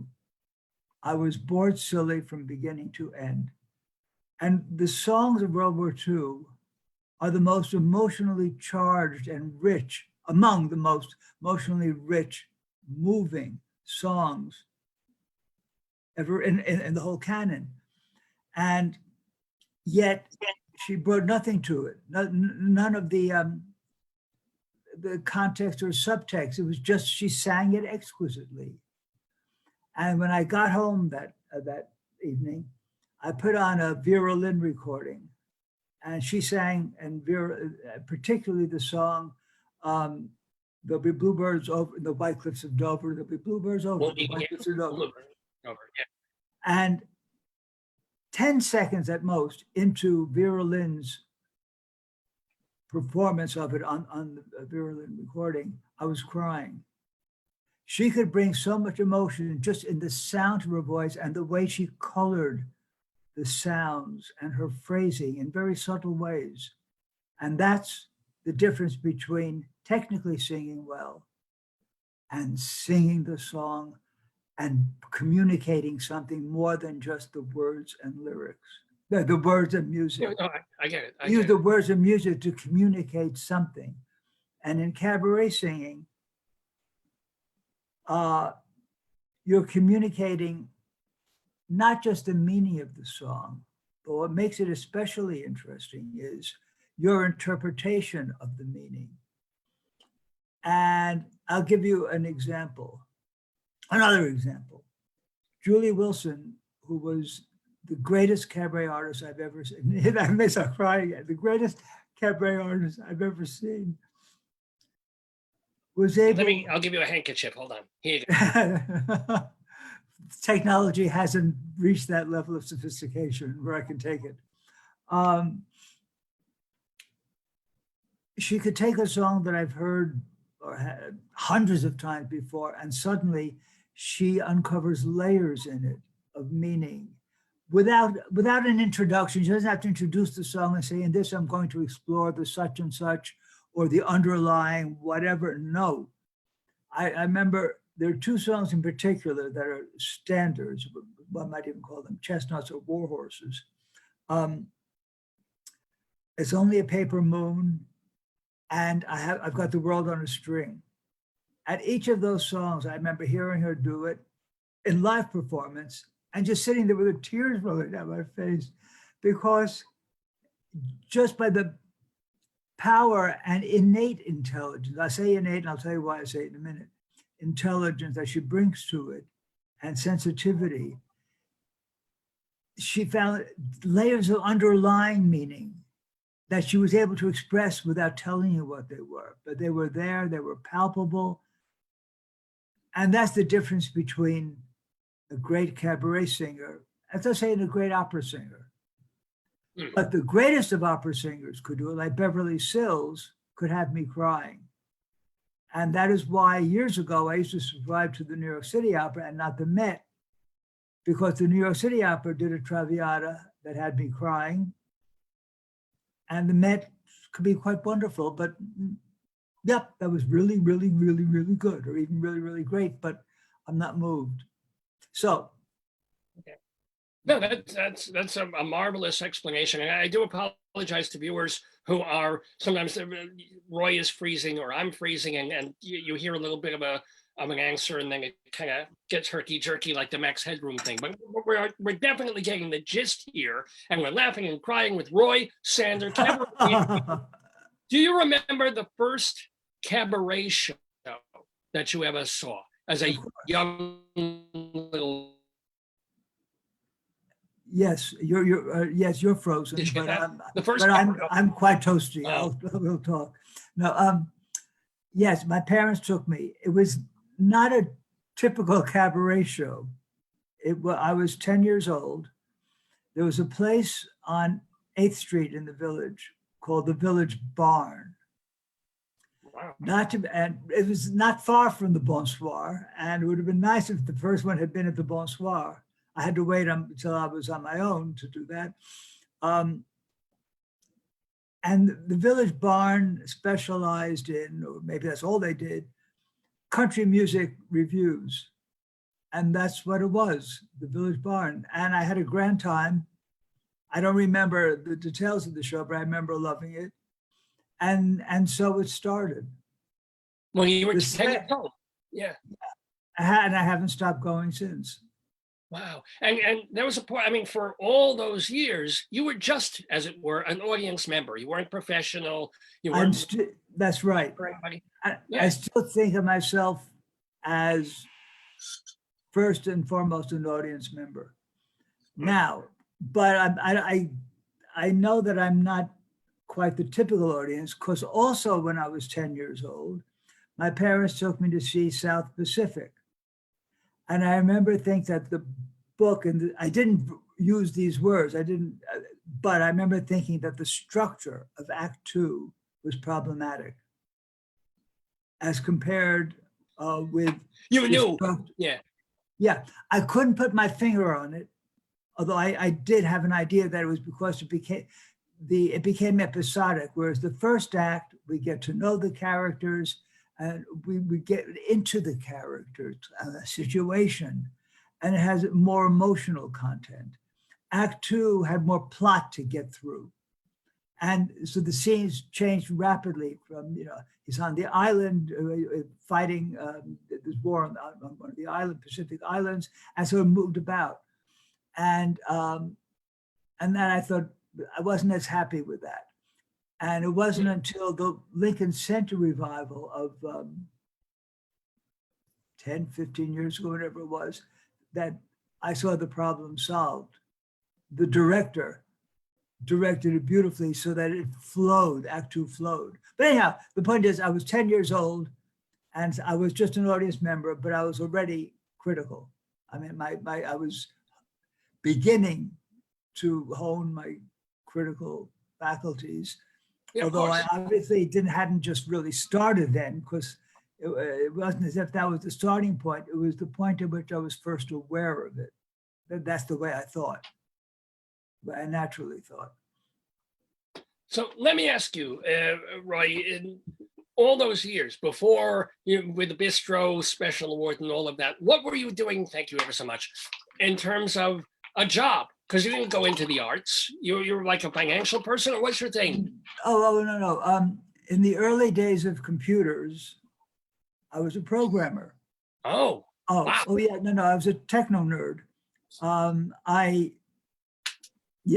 I also designed computer systems. I may have designed the first or the second, we're not sure, online system in the insurance industry. And I managed its development. Good. No. Wow. So that allowed you to go into like a couple times a week and lay down $20, $40, $60 to go and see and have a 2-drink minimum and enjoy. Yes, and also theater. I mean, I went to theater a lot. But the other point is, at one point, when I was no longer at the insurance company, and I was there for a long time, I moved back to New York. At that point, I was living in Philadelphia and working in Philadelphia. And I'm coming to New York on weekends, of course. Because when you're in Philadelphia, you have to leave it. I was working for a software and consulting company as a director of consulting. And they thought it was fascinating that I was writing reviews at night and doing a day job, either managing a project. So they interviewed me, and I pointed out that I don't see the disparity. Both jobs require the same skill set. What I focus on may be different, but it's the same skill set. I said, when I criticize, I don't mean negatively, I mean, when I analyze and criticize a show, I have to have an analytic ability to be able to figure out what works, what doesn't work. It's not enough to say this is good, this stinks. I have to explain why. I have to first understand myself why, and then explain. And the second point is communication. I have to be able to express it clearly so that the reader can understand what I'm saying. And if I'm reviewing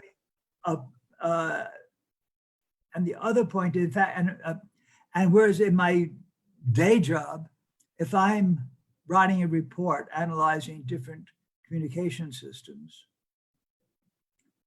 I have to first be able to analyze them, what's good about each and what's bad, and then I have to write a report and explain it clearly. So it's the same set of skills. And in fact, I think being a critic is, I find, much more difficult because I'm writing about someone's work, someone who may have worked very hard and did not set out to do a bad job or a mediocre job, but may have. So I have to still get the point across without being cruel or nasty and still be constructive. And And that's, may I add, that's especially difficult for having to do that with cabaret, because if you go review a Broadway show, even if you're singling out actors who are doing great work, not so great work that time, it's one thing. But cabaret is like, I'm here, you're up there with a pianist, and now I'm reviewing you and what you personally are getting across. It's very hard for them not to take that personally, right? well, And also let me add, the thing is, you're so known in the cabaret world. It's such a chummy, clubby little world in New York that you know this point. And then they redoing backstage or in bistro or cabaret scenes perhaps, and then you've got to go see them a week later. You see them at some other cabaret show and they're like, hi, how are you? I know it's a bit tricky, and people have said, well, and the question has come up also, sometimes singers become reviewers, and isn't that a conflict of interest and all? And I think, no, it's not. It depends on the reviewer's honesty, integrity. I remember once I told a press agent I cannot review the show. This person, there's absolutely nothing about it I thought the person was off base. And when I ran into this person later, she came over to me and I really admired her. They said, I understand you really didn't like what I did. And we talked about it. And I like that. It's, I'll say, one review I wrote about someone, the person, he told me about this later. He felt, oh God, he felt really bad. And a friend of his said to him, read that review again. It's not a kick in the teeth, it's a kick in the ass. And I thought that's really one of the nicest things ever said about me. She got, my point was to help him get better, to say what I thought he needed to hear to improve. And at one point, in 1999, I bought an apartment in Berlin, as you know. So it was my second home. And I gave up reviewing for a period.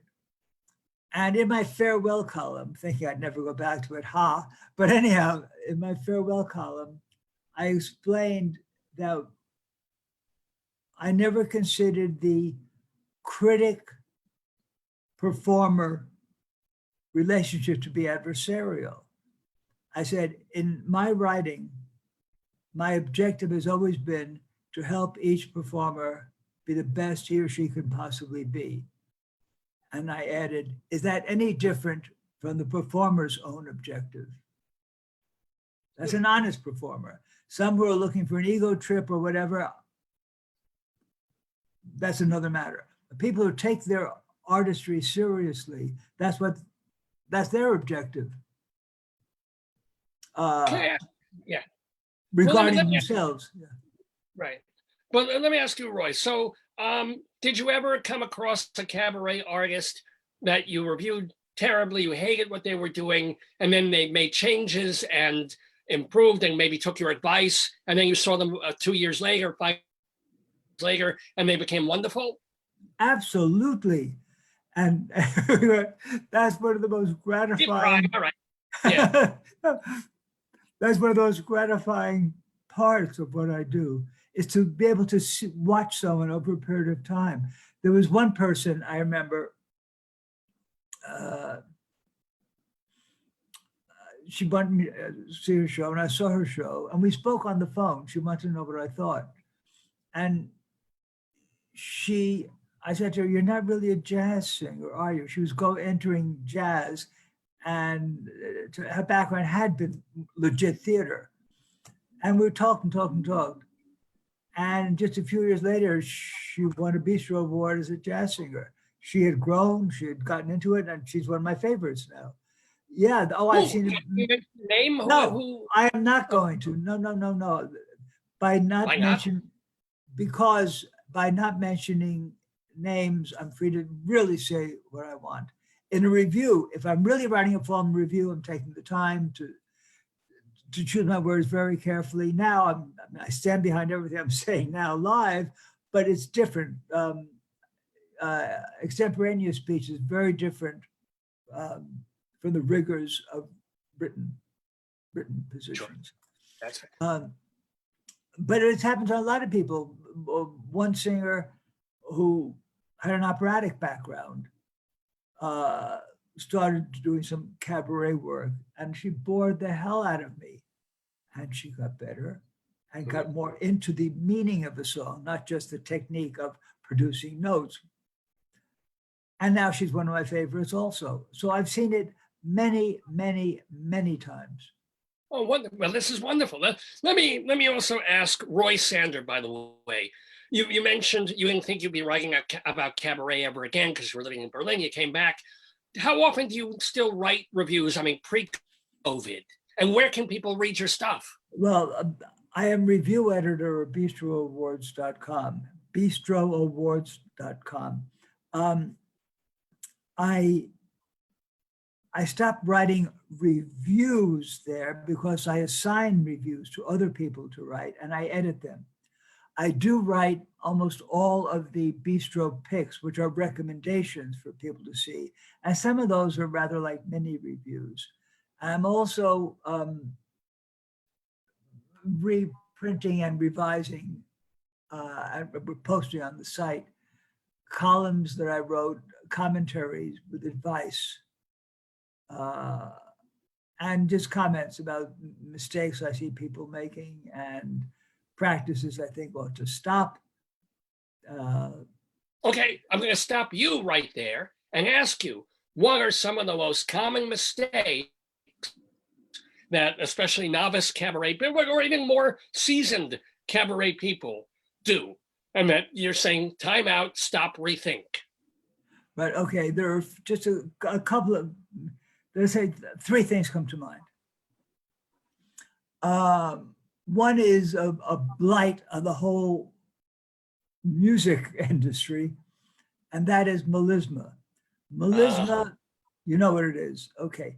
Melisma is. Explain it. I am going to explain it because it's not a word that's commonly known. Melisma is the technique of using multiple notes for one syllable, where they're singing a syllable or a word, and they just play with the music. It's really bullshit.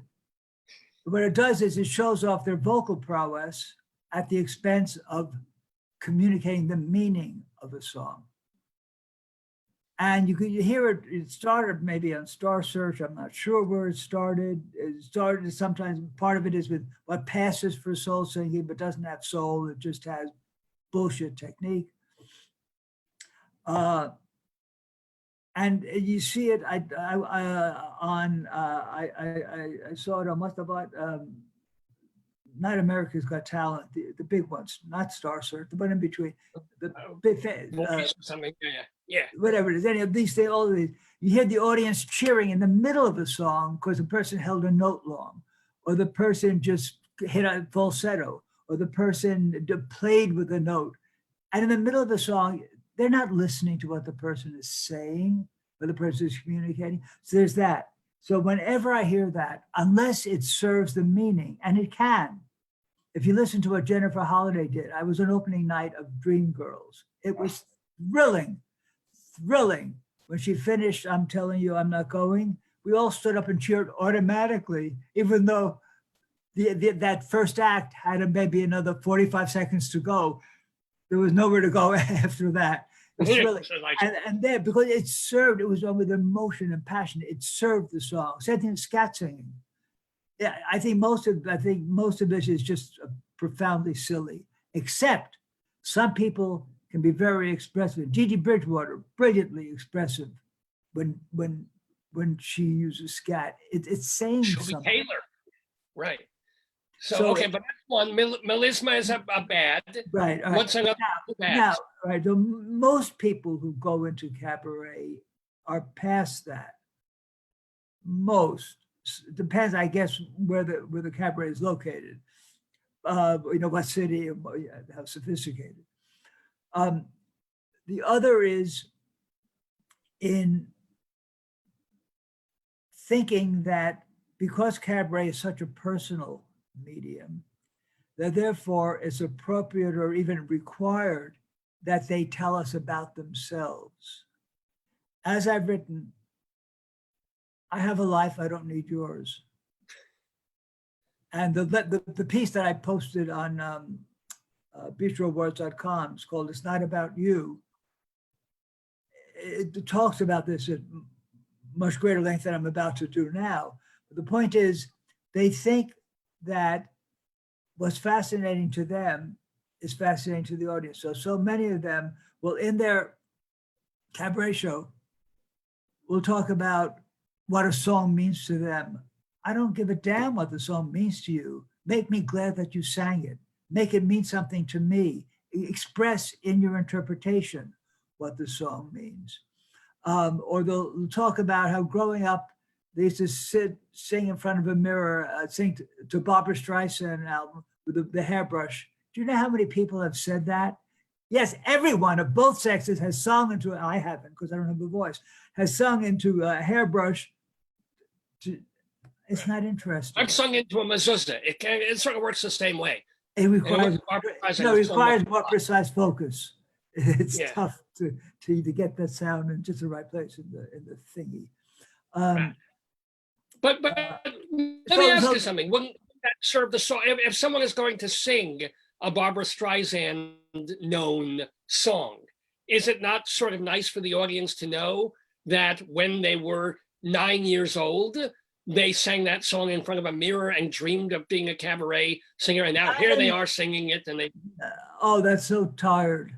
Not unless it's saying something. I've set 3 criteria for autobiographical patter to be valid, because there are times when it is valid. Okay, right. One is if it says something that has greater resonance beyond your own experience. If it says something that makes a point about a more common human experience. But you just said that the whole Barbra Streisand hairbrush thing is something that everybody's done. So isn't that universal? No, it's not making a point. It's not an interesting point. It has to be something that's enlightening, or in somehow. It's just, especially if you've seen more than one cabaret show, you've probably seen more than one that's done one. It's not interesting. It doesn't reveal anything unique about you that makes you interesting. It's just, it's like saying I was born in Skokie, Illinois. Who cares? If there was something about the background in Skokie that can add some color. Cabaret person that your career. Sound. Can it be? And then worked with. I know you're breaking up. You'll have to start that question again. And again.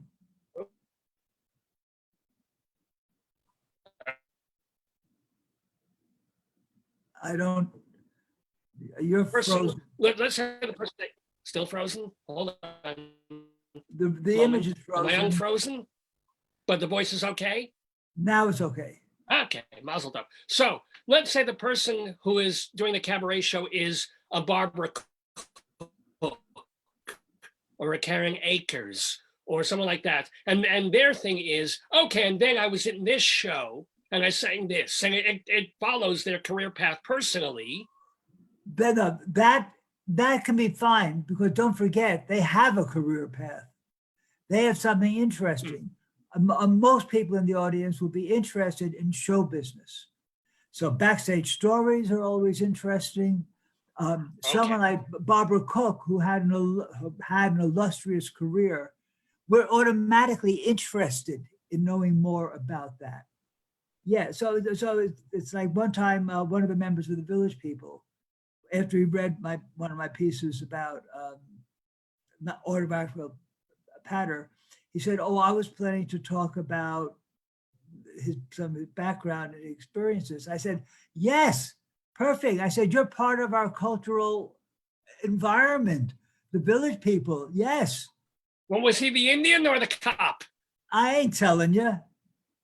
I'm just, There were because I more than auditioned. those two.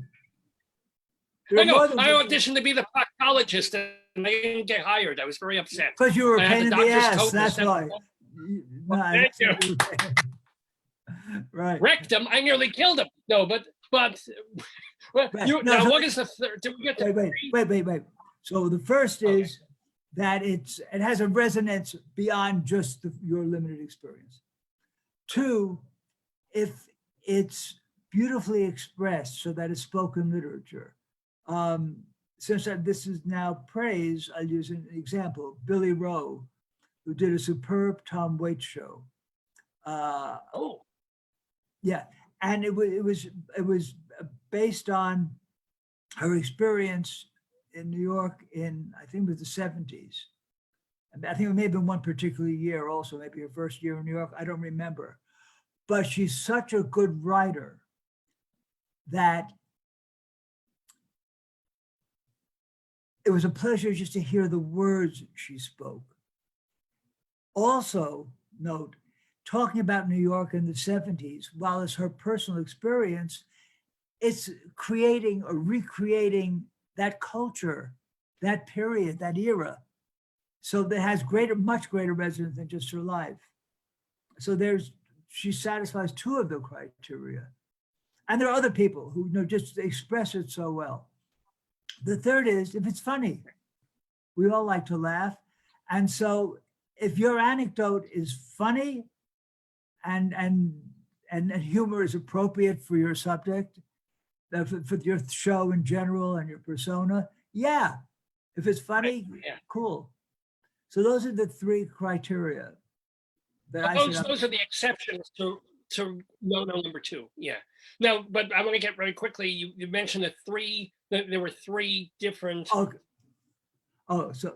right, melisma, that. So and you have one is telling the personal story to melisma, and the third is.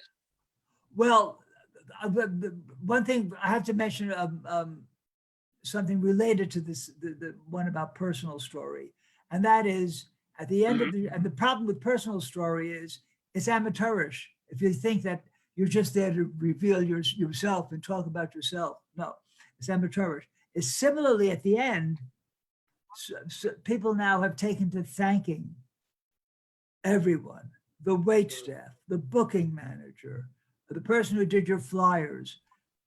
That's amateurish also. Why do you think we should care about who you're grateful to? At the end of a curtain call, like at Bette Midler and Hello Dolly, did she thank her dresser? Thank after the show. Did she thank the maybe director? she did the final performance? Maybe when the whole show. I did say that. However, on special occasions, when there's a different dynamic going on, such as the final performance of a long run, or maybe it's just a one-time only event, and therefore it's a special event where people were more interested in who contributed to it. Yes, there are certain times when it is appropriate, and I do talk about that. Yes, on the final performance, anything goes. When I saw Rosalind Russell's final performance in Auntie Mame, at one point when she swirls her bag around, she threw it into the audience that night, and then she kicked someone on stage and said, "If only I had a good director." It was her director who had walked on stage, and so she kicked him. I said, "If only I had a good director." As a private joke. It was a private joke. Things happen on final nights. No. It was a joke. I mean, she didn't knock him on the floor and stomp on him. I get it now. Yeah. No, I mean, yeah. That is wonderful. Yeah. No, and so the third one is a pet peeve. Yeah. The third is a pet peeve, and that is encores. It's become so silly. Julie Wilson didn't do encores. Mabel Mercer, another great, didn't do encores. They had the good grace when they finished the show. The show was well enough structured. The final song was the final song. Now shows are structured with a phony walk on and walk off and walk on rather. That I really hate. I mean, don't leave the stage for Christ's sake, because have the embarrassing possibility that the audience is going to have stopped applauding. Well, yeah, of And then, course. and it happened once because someone once said, a good singer, someone once said, if my final number, I'm going to do such and such. And she did it. And the audience applauded and she walked off the stage. And the applause stopped because it was over. So they thought, because she had lied to the audience. And then she sheepishly poked her head back on stage and said, raise her finger, one more. Anyhow, it's just silly. So that's just, I remember in Okay, that's right. yeah. Yeah. And No, then it Europe, also makes me think because we have an encore number in my show, Shalom Damn It, and even with Rabbi Sal Solomon. But amazingly enough, 2 or 3 people still clap. So I was able to walk back on stage and do the number without too much embarrassment. Also helps if you got the piano playing the whole time, so there's no. oh, I give clues to, but if you insist on doing it, give signals and stuff, or let the tech director say, once again, ladies and gentlemen, so-and-so. Oh, that can work. There are all sorts So- of things that you can do, but We're don't lie to talking- the audience. We are talking with Rabbi Sal Solomon and Roy Sander, the cabaret and theater maven. So just a couple more minutes with you. Why? What you mentioned that you thought you had given up cabaret, right? Certainly writing, but maybe even seeing it when you moved to Germany. First of all, why the hell did you move to Germany? And B, did you go see cabaret stuff there, or it's a whole different life and you don't go out and do that? No. First of all, I didn't move there. It was my second home. So I spent a lot of time there. Oh, And I still do. Okay. Well, except for this recent situation where my flights were canceled and traveling was restricted, et cetera, et cetera. I should be there right now. I go there 5 times a year, 3 weeks each time. Why did I do that? Why did I choose to make that a second home? If you've been to Berlin, you might understand why. I went there for the first time thinking, okay, I can tick it off my bucket list. I said, oh my God, this is wonderful. I had no idea.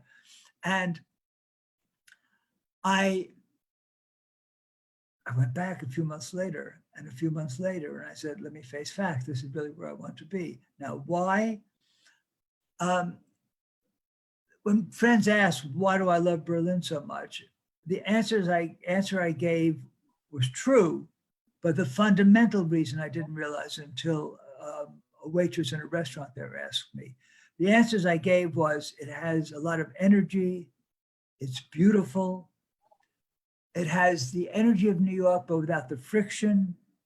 In New York, when I do something as routine as going supermarket shopping, I'm always prepared to endure some indignity. And often I don't have that, often there's no confrontation, it all works, but still I'm always prepared. There's a certain tension. It's in the streets, it's everywhere. And I used to love New York, love it. But it's so badly run that it's just appalling. But aside from that, but then the fundamental reason occurred to me. I said to the waitress, I know this may sound silly because I'm sure you have a government bureaucracy at least as bad as ours, but I feel the American spirit more in Berlin than I do in America. And I said, by that I mean the notion that if you have a private dream, go for it. No one will stop you. And now we have government regulations up the wazoo that will stop you and make it difficult. It makes it more difficult to start a business, to live your dream, all sorts of things. And they may have it there, but there's a feeling in the air of do what you want. Yeah, obviously you can't take something away from someone else or harm someone else. But Germans have do what never you done want. that. But yeah. You know that when Marlene Dietrich returned, who was very pro-American and entertained the Allied troops, when she returned to Germany after the war, they booed her in Munich and they cheered her in Berlin. So Berlin itself was not Hitler's power base. It was where the capital was. It was not the power base. The power base was the South. Now, aside from that, that was a different generation. And you do not blame a geographic area or the people who were born in the same geographic area as for crimes committed generations earlier. That's sloppy thinking. Now, 2 years ago, Roy, we're having you're freezing like crazy here. We may have to end this a little more, just slightly more quickly than I really wanted to, because you're just barely getting through at this point. But real quick, so you've told the lovely reason that Berlin makes you feel a little more free, in a manner of speaking, than you can here. Yes. And I'm not the only one who picked up on it. I think we're going to have to. Really? Because you keep breaking up also, right? Yeah, exactly. It's mutual. I hear myself just fine, which is rare because I never hear myself very well. And then, but you, sometimes I hear you like, and then you freeze completely, and it's an issue. So I think we're going to run out of the ability to even, but we can continue this another time on Dave's Gone By. I will certainly invite you back to the program. But before I let you go, I want to ask, Julie Wilson, I guess, is your all-time favorite. But what was your all-time favorite cabaret show that you ever went to see? There is no one favorite. I can just name a few. Okay. Go ahead. Yeah. The show, when I first saw it, was called Theater Songs by Mulvey and Shire. It's It became closer than ever, right? The review is starting here, starting now. Okay, sorry. Yeah. Right. There's a show that Mark Nadler did. I'm a stranger here myself. There's, I could say, anything that Steve Ross does is Steve Ross is, yeah. There's a show that Michael Schubert and Maggie Meg Reed, his wife, did a couple of decades ago. I think it was called Through the Window. It was on the subject of voyeurism, a musical multimedia piece ahead of its time on the subject of voyeurism. It was brilliant. Anne Hampton Callaway and Liz Callaway doing sibling revelry stands out.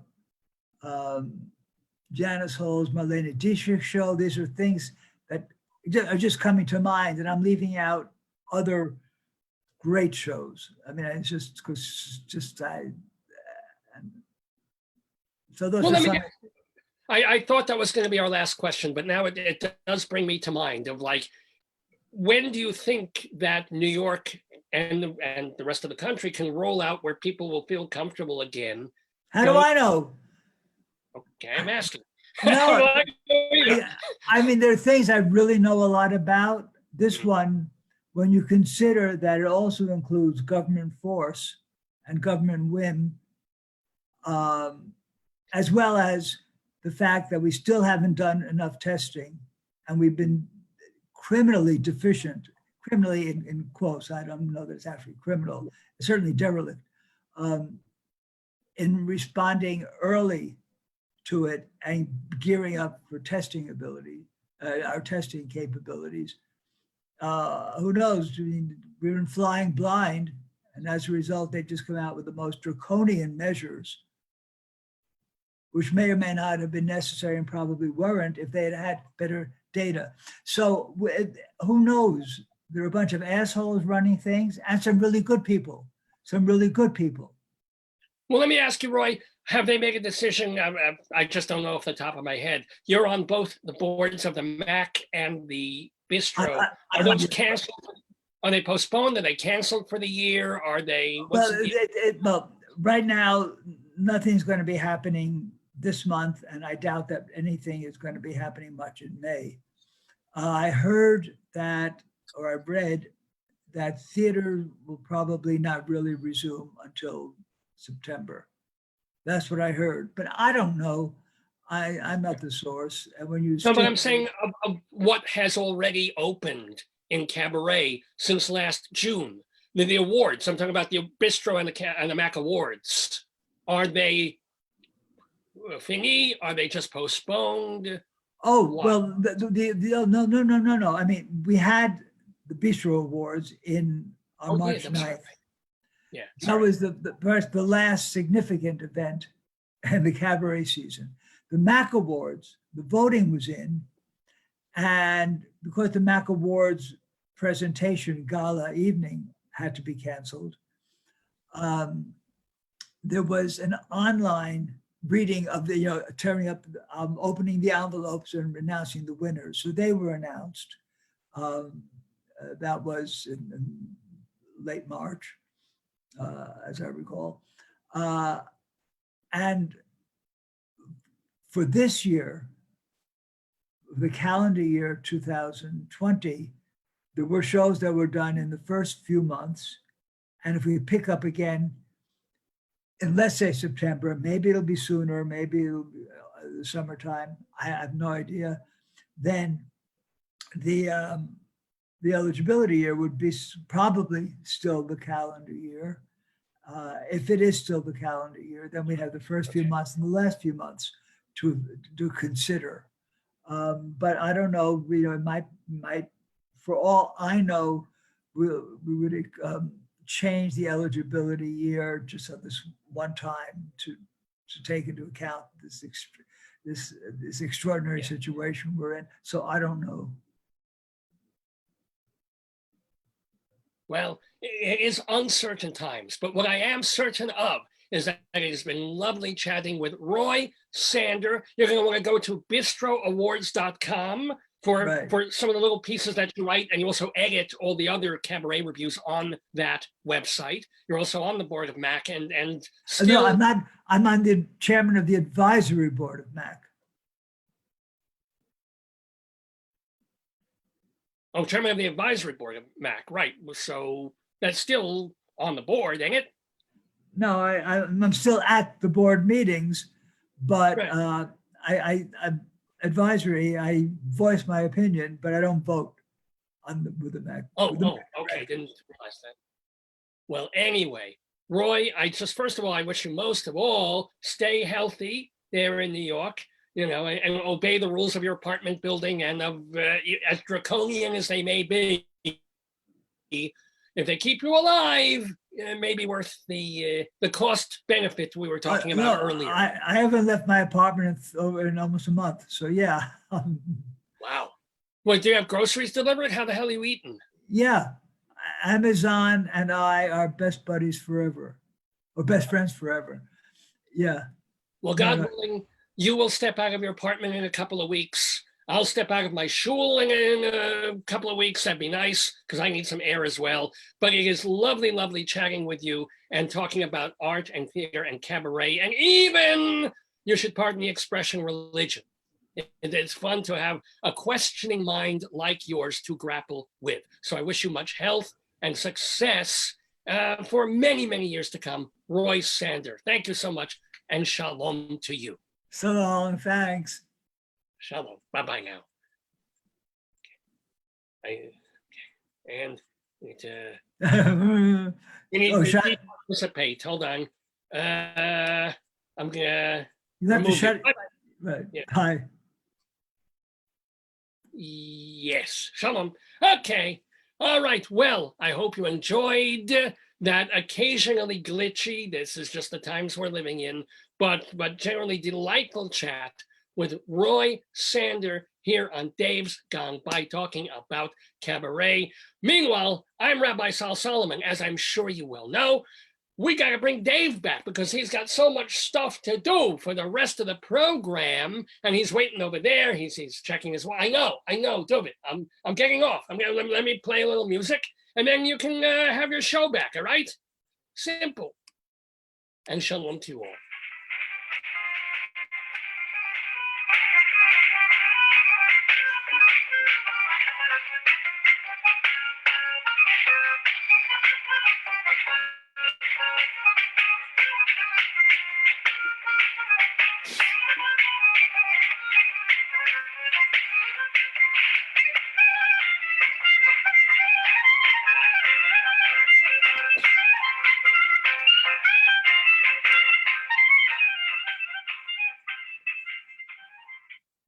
How nice to have Rabbi Saul Solomon in the Daverhood, and of course to have Roy Sander in the Daverhood with us as well. Again, I do apologize on the sense of everybody's dealing with this new technology, everybody's Zooming, and everybody's home using the interwebs. So what may be slow and glitchy in the best of times is now everybody trying to pile onto the internet superhighway, and we get freezes and things, but I hope enough of that came through, despite the glitchy Max Headroom problems, that that you had a good time listening to and watching that chat with Rabbi Saul Solomon and Roy Sander. To find out more about the Rebbe, you know, he has a website, shalomdammit.com, shalom, D-A-M-M-I-T, shalomdammit.com. He also has a Twitter feed at Rabbi Saul Solomon is where you can find that. And his Shalom Dammit at email at AOL.com is his email. Shalom Dammit at AOL.com. And remember, if you go to his website, shalomdammit.com, that is the place where you can read and hear his rabbinical reflections, those mini sermons. In fact, he had stopped doing them, and he did one for the first time in a very long time last week, and they're lots of fun to hear. Plus, his 10 episodes that he did for Long Island Cable TV about a decade ago, and the show that he was talking to Roy Sander about briefly, Shalom Dammit, An Evening with Rabbi Saul Solomon. It was videotaped very well, by the way, by our mutual friend Evan Seplow. And you can find that on YouTube, and the link is at shalomdammit.com. Anyway, it is 11:30 in the morning Eastern Time here in the Daverhood. You're watching Dave's Gone By with me, Dave Lefkowitz. Very happy to be here on this April 18th, 2020, this Saturday morning for the 742nd edition of the show. We've been calling it Power Sander because Roy Sander has been our guest, but we have so much more to do on the program. We've got our Colorado Limerick of the Damned coming up. We've got potato news to do. And we did our Today Yesterday quiz. Okay, that's fine. We've got, and we're going to have a wretched pun of destiny as well. God help us. But before all of that, since we're talking about both cabaret and theater, that's kind of a natural segue into the segment that we do every week about the Broadway theater. And yes, even though Broadway is currently on hiatus and will stay that way until May 15th at the very, very earliest, there's still stuff to talk about the Great White Way. So let's do it.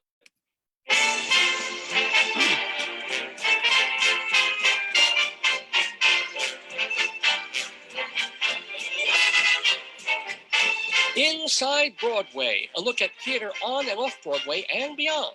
Brought to you by Total Theater and Performing Arts Insider. Curtain going up.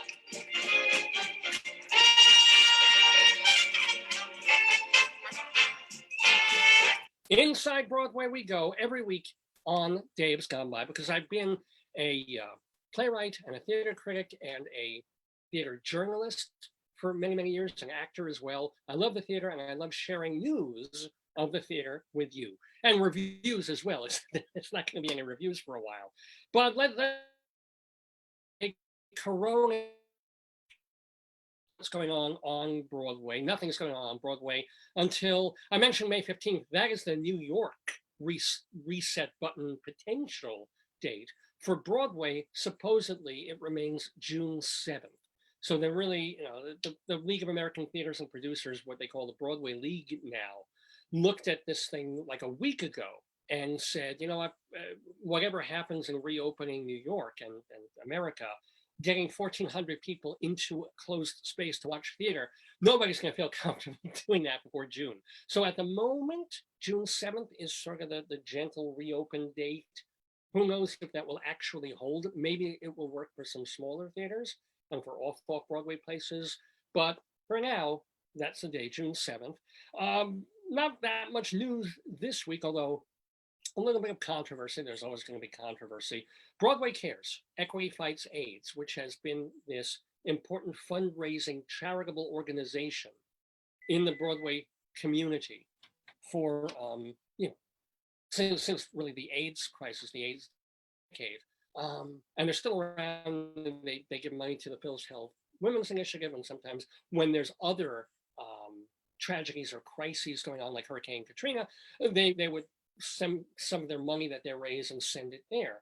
Well, Broadway Cares Equity Fights AIDS was going to do an online fundraiser for entertainment workers who are being furloughed or put out of work by the coronavirus. So nice idea. They were going to do a stream of something called Disney on Broadway, a special concert of Walt Disney songs done by a whole bunch of Broadway people. And it raised, they did it in November, and it had raised about $500,000 for Broadway Cares Equity Fights AIDS. So they wanted to restream it. They wanted to put it up on the interwebs and raise more money, this time specifically for Corona. And everybody was on board except the American Federation of Musicians, one of the big unions. And they said, look, our people are underpaid in the first place, or they're always fighting about how many people are hired at a given time, and what their benefits are when they're not employed, and so forth. And they board. So they had to cancel a planned stream of this charitable event, and that put up a firestorm. Even the musicians who were part of it wrote to the union head at AFNM and said, come on, we're on board with this. We're okay with it. People need help right now. Let's save our union squabbles and our producers versus unions versus management versus the artists. Let's save that for other times and other issues. Pick your fights. This is not the one. And the union actually listened to its people and said, okay, we'll work it out just for this time. It's a charitable thing. It's extraordinary times because of Corona, and they rescheduled a couple of days later. So it is going to happen. And it played yesterday, April 17th, Disney on Broadway, if you got to catch it. Also, in Broadway theater news, we talked about Danny Burston last week. Our friend of the Daverhood, Danny Burston, who was on the program years ago, he had a rough bout with coronavirus. And he wrote about it, I think, for Variety or maybe Hollywood Reporter last week, and just saying how he thought he was going to die at one point, and he would get a little better and then get a lot worse, and how everybody says their lungs are on fire. So he's better. I mean, he's over it, as it were, but also still afraid. And people, they're still figuring out what the lingering effects are going to be of this Corona thing. I mean, we're so into the have people not get it or try and cure them when they're in the midst of it. We're not even that certain of what will be the lingering damage on a person's breathing, on their lungs, on their bodies for months and years to come. So he's a little bit, worried about that, of going up and down the steps, living in Winded. How the hell is he going to do a Broadway show 8 times a week? So, but God willing, he is doing okay. He's feeling better. And I think we had said that Rebecca Luker, his wife, who is also a friend of the Daverhood, she not only is dealing with ALS, but I think she came down with Corona. I hope she's doing okay. But we also got news this week that Nick Cordero, a fine up-and-coming Broadway actor, he was in Bullets Over Broadway and a couple of other shows. He was a Tony nominee, actually, for Bullets Over Broadway. He was also in the Bronx Tale musical. He got coronavirus terribly. I think he was on a ventilator for a day or two. He is still fighting it. He's still getting over it. And his wife tweeted a day or two ago that although he seems to be over the worst of it, they're worried about circulation and stuff, and he might actually lose a leg or might be paralyzed on some level. So we're certainly wishing best wishes for recovery to Nick Cordero and all the Broadway people who have been suffering with this. Well, someone who died this week in the Broadway community, and I guess we can feel relieved in a certain strange way that this person died but did not die of Corona. he died of old age-related stuff. 81 years old, the great Brian Dennehy passed away. He turned septic in some way, and that led to a heart attack. And that's why he died on Wednesday at the age of 81. He's a 2-time Tony winner, a 6-time Emmy winner. Stocky guy. He was on a football scholarship to Columbia University years and years ago. And then he went on and did graduate studies at Yale University. So no spring chicken here, or no, that's not the word. But a rather formidable mental as well as physical presence was Brian Dennehy. People in the film community, well, they know him because he was in First Blood, the Rambo movie, and in Cocoon and Silverado. It's kind of almost sort of sad that when his obituary is out there on all these different services, and the thing that they mention is that he was in Tommy Boy. Of all the millions of things that Brian Dennehy did, is like Tommy Boy, the actor, has died. He also played, and I remember this, it was real creepy. There was a TV miniseries called To Catch a Killer about John Wayne Gacy, the mass murderer who dressed as a clown. So yeah, Brian Dennehy was in that. But let's talk about Broadway. So this is the Inside Broadway segment. Dennehy was in the 1995 drama by Brian Friel called Translations. He was also, his last role on Broadway is he was one of the rotating performers who came into the epistolary play Love Letters, that was back in 2014. In between, he played Matthew Harrison Brady in Inherit the Wind, a revival in 2007. He was also, he was known for working with Robert Falls over at the Goodman Theater and doing a lot of Eugene O'Neill. So he did Desire Under the Elms, that they revived in 2009. And in 2003, he won a Tony for doing Long Day's Journey into Night. That was a Goodman production of the O'Neill classic. And then the game changer for me, and I think for a lot of people, was in 1999 when he was cast on Broadway as Willie Loman in Death of a Salesman. Now, I had seen Death of a Salesman on Broadway already. It had, with Dustin Hoffman, was my first stage salesman. And I thought it was great. And I thought, you know, enjoying it as much as you enjoy a play. I thought it was a really good production. So it went. And then I saw, years later, Brian Dennehy in Salesman on Broadway. And I was just absolutely floored. I was gutted. I was moved. I was like, just one of the great theater experiences of my life. And as good as the Hoffman version was, I talked to a friend of mine, and I probably told this story here on the show. And I asked a critic, friend of mine, Frank, and I'm sort of talking about him, not by name, earlier in the show. And I said, Frank, what was the difference? Why? We know it's a great play. I always put it sort of below the Crucible in terms of its overall cumulative effect. And now I kind of moved it over the Crucible even, just from seeing that production. And he said, well, here's the difference between him and Hoffman and maybe him and some others.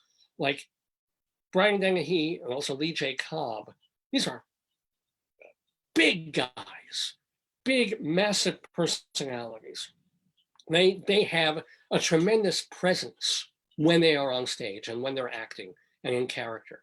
Okay, and that is just somehow, when you see a big man fall, there's just something more to it than when a little guy falls. And they knew this in the Greek tragedies. That's why those are all about kings and gods, or Shakespeare's all about kings, and tragedies are about the great gods and big mythical people, because the bigger they are, the harder they fall, and the more of a sound they make, and the more of a vibration that they cast.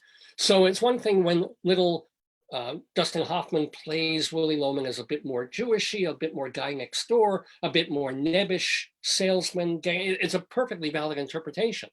But when you see a big guy fall, it's like, you feel it viscerally much more. And it was an extraordinary performance. And I don't know if it was Elizabeth Franz or maybe Joy Franz who was the Linda Loman. She was sensational as well. But it was an extraordinary performance. He won the Tony. He did it, he recreated it on a TV version that I don't remember seeing, won the Emmy for it. Brian Dennehy. Oh, he passed? He died this week. Not of COVID, but he did die. Didn't he do that My Three Sons? My Father? Oh, I know who you're thinking of. It was like My Life with Father or something. You're thinking, he looks like that guy. That's Brian Yeah. Keith, I think, Oh. that you're thinking of. And it's also not Charles Durning, who had the uterus problem. Oh, David, we all That's an have. in-joke We there. all have a uterus problem. Let's be real. But yeah, but a big farewell from the Daverhood to the late Brian Dennehy on our Inside Broadway segment, which, by the way, is brought to you by a wonderful journal, Performing Arts and... Wow, this is so interesting. What? On Zoom, it's a mirror image. Woo! On Facebook, I see it right way up. On Zoom, this is backward looking. That's crazy. How weird. Is it backwards to you guys too? Either way, backwards or forwards, it's a great magazine, a great journal. We're holding up the March issue because the April issue came out internet only for obvious reasons. But when we're get cracking again, and we're already making plans for it, this is the journal that you're going to want to subscribe to. Because look at what's in here. Page after page. A guide. How do I? This is so weird seeing a mirror image. I know. Does it look like that on, or are you not watching? Because you. I'm Yeah. trying to do so many things. No, I now know, that I know. can't.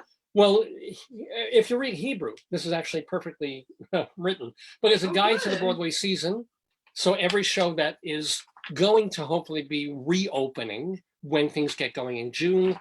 A guide to all the Broadway theaters, where they're located, who owns them, how many seats do they have. A guide to the press agents who handle all the shows. These are the folks who go Oh, through you look first. great, honey. Oh, thank you. Thank you so much. And then You a have day-by-day 45 guide. comments. I do have comments or none? Yeah, but I can't see them. Oh, yeah, I haven't really looked at that because I've been dealing with Zoom. I'll And look at it. I was trying to on the internet everything when Rabbi Saul was talking to Roy Sander just to keep things from freezing and glitching. But our day by day, this is the thing that you can't really get anywhere else. And I'll bet you off and off Broadway open up before Broadway does. So you're going to want to need They a list off of and off Broadway before Broadway. yeah. But wouldn't it make sense if you have a theater of 200 people and you can kind of organize it where you can space people out? Yeah, but you don't have as much audience. If you have Right. like 1,000 seats, you can get more people in spaced out. Yeah, true, but if you have And you can do 1,400. a lot of rectal temperatures too. This is true. Well, but you know what? If you're taking people's rectal temperatures, you still have to open things by degrees.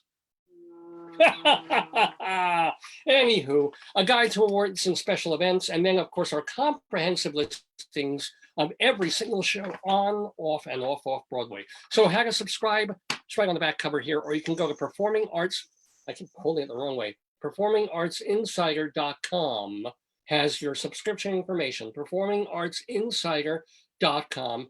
You can elect to get the magazine emailed to you. It's a little cheaper. Oh, David, To Fred subscribe. Cleaver joined a while ago. We missed Freddie. Hey, Friendy. Okay. Friendy. Welcome, Friendy. Glad you're watching. Anybody else? Who else It's a did lot we? of Cynthia and Well, they were Robert. answering questions for the Yeah. quiz, but other people Yeah. saying hi and so Well, forth. people are quiet. Okay. Well, I hope you're all watching. I hope you're all enjoying the Dave's Gone By show, where we are in the midst of our Inside Broadway segment, brought to you by Performing Arts Insider magazine.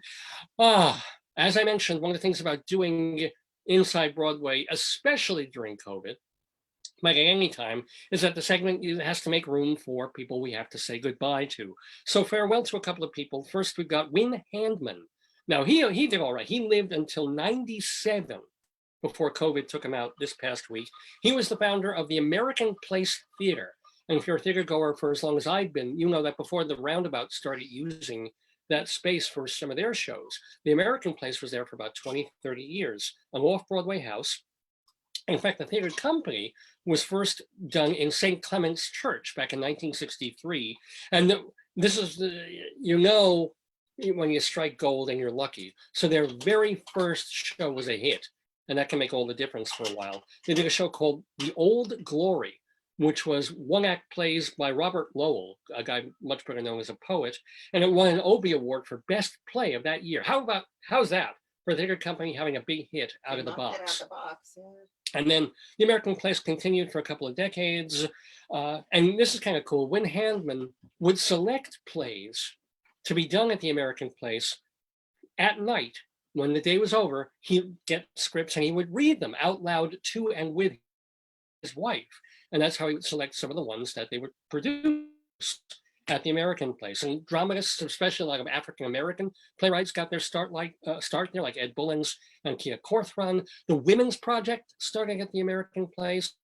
So, and this is also kind of neat, even though the theater closed in 2002, their records went to Lincoln Center Public Library, the Library of the Performing Arts up at Lincoln Center. So they've got old programs and playbills and contracts and scripts, I'm sure, and signed things if you ever want to go see them. But a big farewell to Win handman, certainly an important part of off-Broadway for many years. Also, a farewell to a woman named Faith Dane.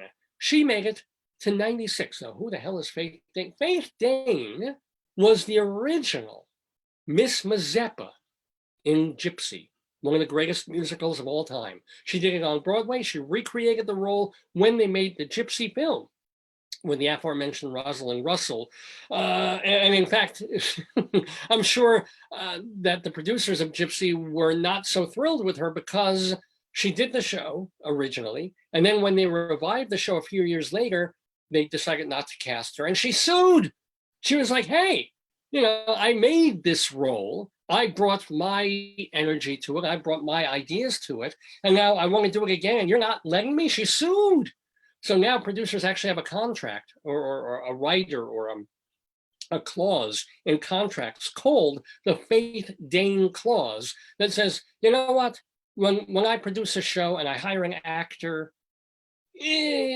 whatever they create, it still belongs to the production itself, not to the actor. She didn't write Miss Mazeppa. She didn't write the Stephen Sondheim, Julie Stein song that she co-sings with two other actresses in You Gotta Get a Gimmick. So anyway, Faith Dane was a really interesting character. She got into politics here and there. She did a lot of stuff in Washington, D.C. and the Virgin Islands. Did not really have much of a theater career beyond that one role. But for that one role, she will always be, once I was a schlepper, now I miss Mazeppa, da da da da da da da. So she certainly had a gimmick. Farewell to the late Faith Dane, who passed away this past week. And finally, let's get away from death and the life of the theater.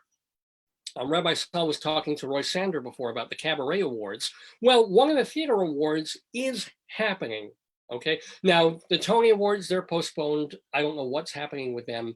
And I think the Drama Desk and Outer Critics Circle are making plans to do their things online. But the 85th New York Drama Critics Circle voted on April 15th. So they're having their award. And they voted that Will Arbery's Heroes of the Fourth Turning, an off-Broadway show, was the best play of the year. Best musical went to Michael R. Jackson's show A Strange Loop.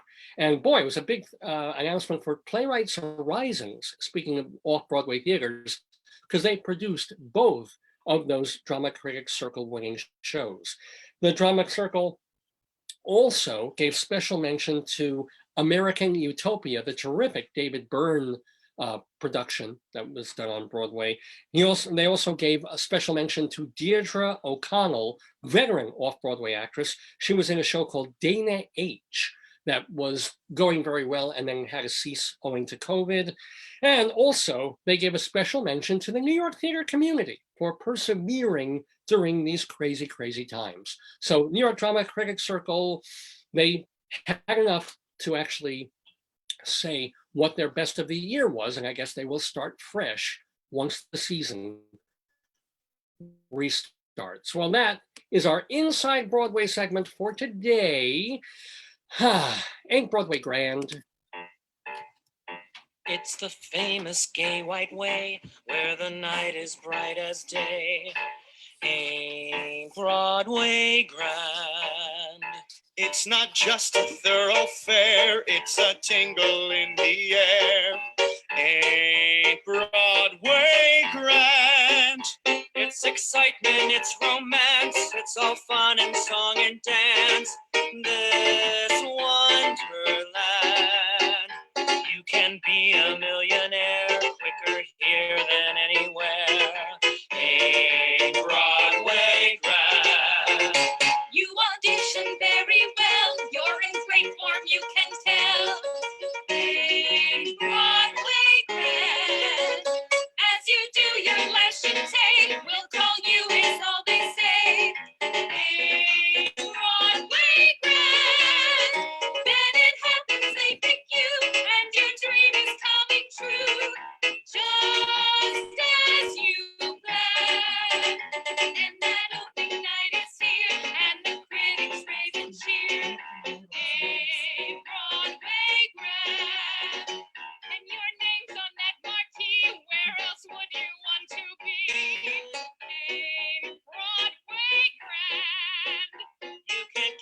a 9 to 5. This is where I feel alive. Ain't Broadway grand? It's a crazy carousel of fantastic wishing well. One big brass band. Every night at curtain time, you can feel excitement climb. Hey, Broadway grand. Yes, Broadway is grand, ladies and gentlemen. And what's also grand is doing the Dave's Gone By Facebookio, Podcastio, Programmio of the stream. So I'm Dave Lefkowitz. I'm going to go on camera, well, in a little while to do some more of the Dave's Gone By show. But as promised, not just to you guys, but to all the potatoes who watch Dave's Gone By so religiously, or if you're Roy Sander, perhaps not religiously. It's been a couple of weeks since we did our last potato news. And, you know, this is really important to potatoes. They want to know what's going on in the world of ketchup and condiments and potato growth across the country and across the world. So in honor of them, I like to do a potato news segment. I don't do it myself. We like to bring in Spudward R. Murrow to do the potato news, and let us do it right now.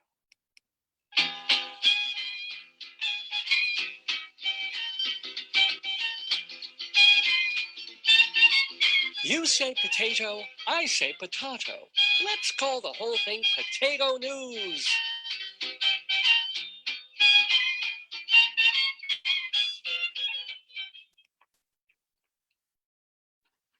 David, do it. Emulate that woman. Emulate that woman, potato. Well, David's over there. This is Spudward R. Murrow with the potato news for today, April 18th, 2020. News for potatoes from the United Kingdom's Daily Mail. Heinz has launched a new delivery service to customers in London during the coronavirus pandemic. Heinz to Home offers bundles of tins that include 8 cans of baked beans, 4 spaghetti hoops, which for Americans, those are kind of like spaghetti O's, and 4 cream of tomato soups. Boxes cost £10 plus postage and take 3 days to deliver. Now, the shop plans to expand its product line to include Heinz tomato ketchup, yay! And baby bundle. What the hell? I don't know. But anyway, I guess Heinz is a bundle of baby food. Oh, because they make baby food with ketchup, I hope.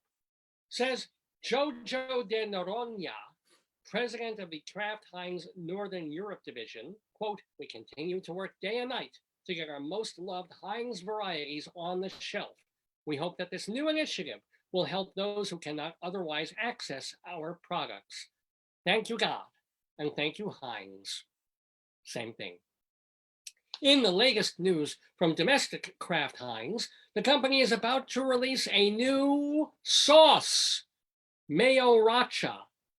It combines the tanginess of mayonnaise with the heat of sriracha. I think I speak on behalf of everyone at Potato News when I say no, just no. However, if it does happen, Mayo Racha will join the ranks of Mayo Chup, Mayo Must, Mayo Q, and, heaven help us, Crunch. Is there any wonder that Sir Kensington is gaining by the minute? Anyway, moving on, we have some, speaking of babies, tips for tots. Potato tots, that is. UK Guardian writer Neil Frizzell writes, quote, "From ketchup to pineapples, the food that should never be kept in the fridge." She writes, is Neil Frizzell, pardon me. It's hard to read with my tubers growing like this. "Marriages have exploded, families have been at war, and housemates have done unspeakable things with toothbrushes over the kinds of arguments that can erupt over whether ketchup should be kept in the fridge or the cupboard." So true and so terribly important. According to the Love Food Hate Waste site, eggs and apples belong in the fridge. While Apples? Apples. I contest that, potato. I know you were dirt apple, so you know. Yes, that is our producer over there for the potato news. Dirt apple, dirt apple. Potatoes and onions belong in a cool, dark place, such as a vegetable basket. You can also store soy sauce, ketchup, mustard, olive oil, pickles, and chutney in a cupboard away from sunlight, even if the label says refrigerate after opening. And really, it's best to hide chutney from everyone at any time. A little bit of potato history now on Potato News. This is from a book called American Oligarchs by Andrea Bernstein. She writes, now this is the story, and this is directly, we're not trying to be political here on Potato News, but apparently this is American modern history to you. Yassel Berkowitz, who was Jared Kushner's grandfather, could hustle. As a boy of 12, as the story was passed down, Yassel would buy rundown horses and then place hot potatoes in their rectums so they would jump around and look frisky. Then he would sell these young seeming horses for a lot more than they were worth. That's a problem. This is Jared Kushner's grandpa. I don't know what is worse, actually doing that to give the horses some pain, or physically having to take potatoes and stuff them where the sun doesn't. They liked it. They like the dark. Well, let's ask someone who's kind of in the gallery, the way those people are outside the Today Show in the morning. We have a potato who's watching the show live. How would you like to go horseback riding, in a manner of speaking?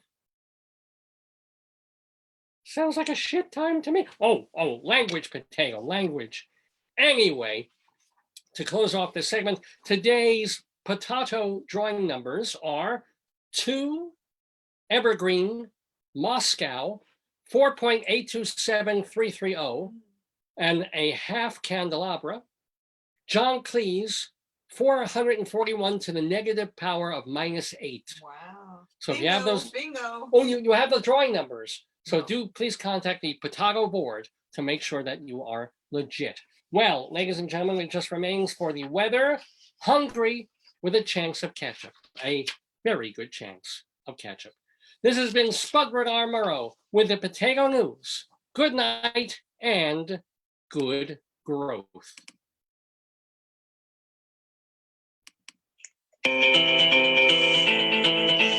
This is the potato song, man.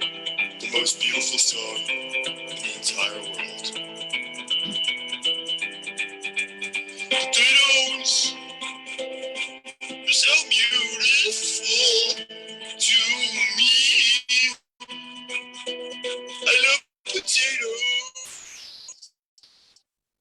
We do play the best music here on Days Gone By.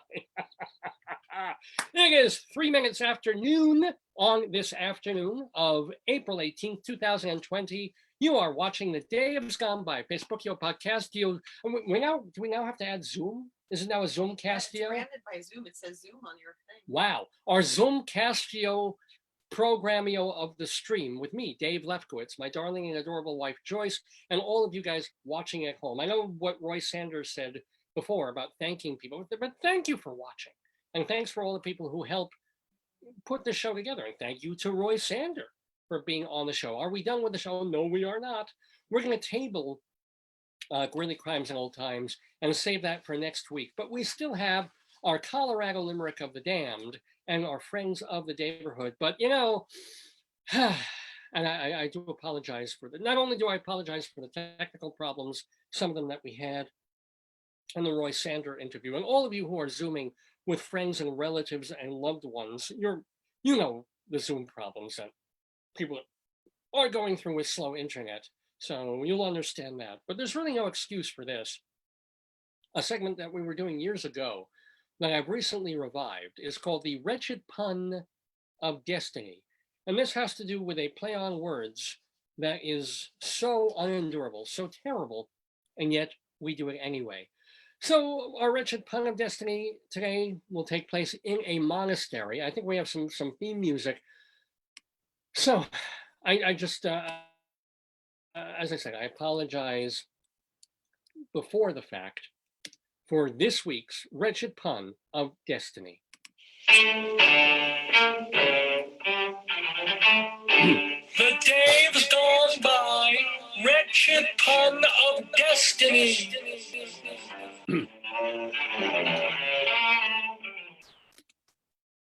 It's been a brutal summer, and all the monks in the local monastery are sweltering until one early morning when they're awakened by construction noise coming from the chapel. The abbot runs in to see a dozen workmen, a giant machine, and the mayor with a grin on his face. "Father," he says, "your neighbors have been so concerned during this heat wave, they pitched in to buy you an air conditioner." The abbot stares at the machine, but instead of showing gratitude, he starts imitating the mayor's movements, every word and gesture.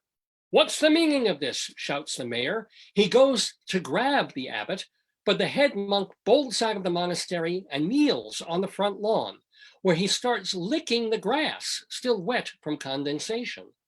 The mayor turns to the deputy and says, "What on earth is going on?" The deputy replies, "It's like the old expression, monk AC, monk eat dew."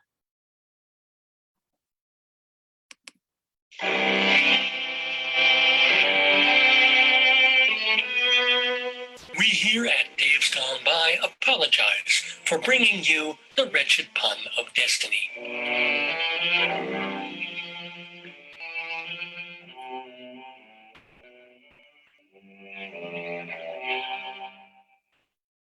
You gotta see the look, the expression of disgust on my wife's face after. Well, it wasn't dirty, hun. It was, well, it was because monkey see, monkey do. That's kind of the joke of it. Monk AC, monk eat do.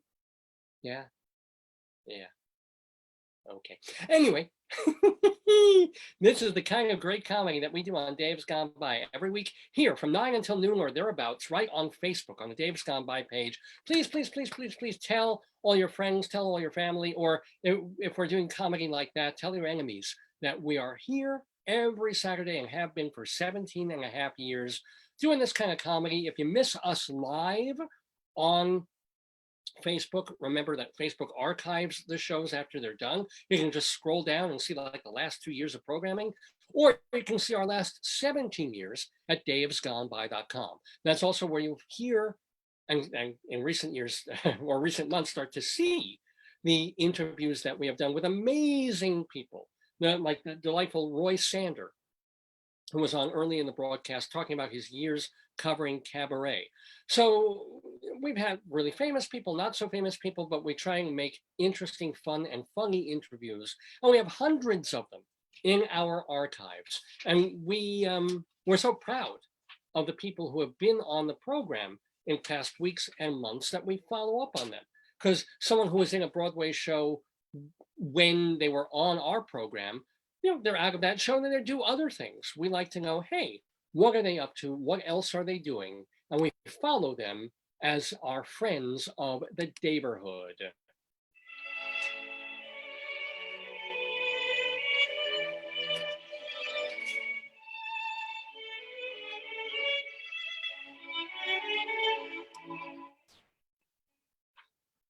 And so obviously not a lot of our theater friends are busy right now, although a lot of people are doing digital stuff. Well, first of all, we mentioned Danny Burston. I thought I mentioned it this week, but I was going to talk about it. I thought I mentioned it last week, but turns out I didn't. I was talking about Danny Burston before. This is his actual quote from the Hollywood Reporter. Now, Danny Burston, a wonderful actor. He is in Moulin Rouge as we were speaking until the COVID thing hit. He had been in the last revival of Fiddler on the Roof on Broadway. Terrific performer. He was in the Follies revival a few years back, but now he's been in the fight for his life. He wrote about COVID for the Hollywood Reporter. Quote, "I had a fever, migraines, body aches, and my hands hurt so much. I lost my sense of taste and smell and was monitoring the severity of my symptoms by the hour. My fever was always around 101.6. Tylenol kept things at bay, sort of. I was already on an antibiotic, an inhaler, and a cough syrup with codeine, just so I could sleep at night. My friend described the headaches being like a hammer inside his head. That's an understatement. And I'd been coughing up blood for 2 or 3 days. So what happened was, he was trying to deal with it. He was dealing with a fever, all these horrible things. He went to take a shower, and he literally was brought to his knees, coughing blood and white foam. Danny Burston, our friend of the Daverhood. Yeah, he wrote about this for the Hollywood Reporter. That finally, that was when his wife and young son said, you know what? I think we should bring you to a hospital. And rather than wait for an ambulance, it would have taken longer. They live fairly near one. They walked him over as best he could. And he spent 20 hours in isolation, 5 days in the COVID unit. He said the doctors were tired and overworked, but overall they were great. And as I said, one of the things he's worried about now is what the lingering, lasting effects on his lungs will be. Okay, happier news, happier stuff of our friends in the Daverhood. Fellow actor Leslie Jordan, he's that puckish, diminutive, gay fellow who's done, what was that show he was on? I mean, I saw him off Broadway in a couple of things, but Leslie Jordan was in one of these campy comedy things of Southern women and stuff. You know, Designing Women. He probably, yeah, he was, Like that? yeah, a thing on that. With Annie Potts, aren't they a couple? Leslie Jordan took to Instagram to announce that he has started a fan club for Dylan McDermott.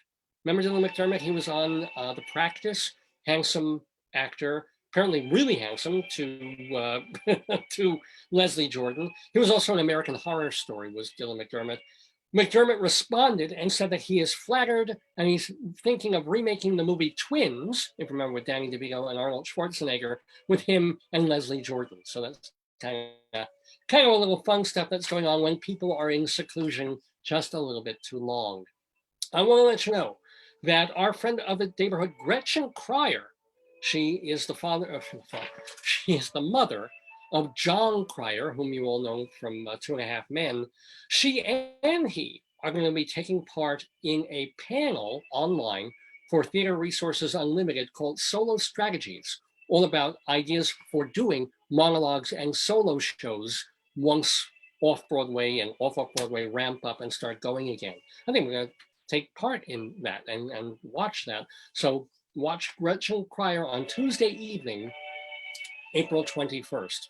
On April 24th, this coming Friday, Joe Iconis's Broadway Bounty Hunter, the musical, which was inspired by and starred our recent friend Annie Golden, is getting a cast album release from Ghostlight Records. It will be available starting on Friday.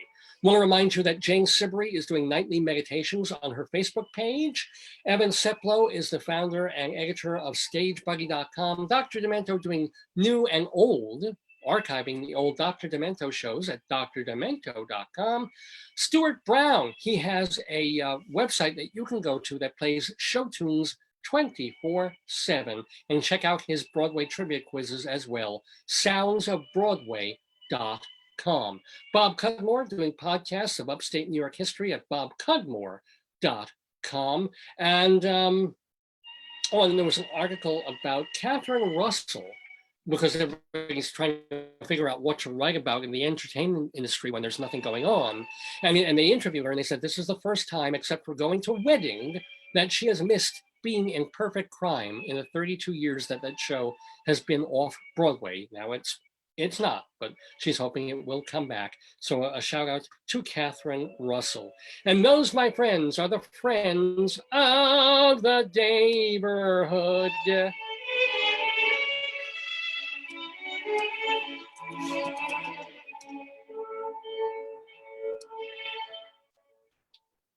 Well, my friends, it is about 12:15 in the afternoon Eastern time here in the neighborhood.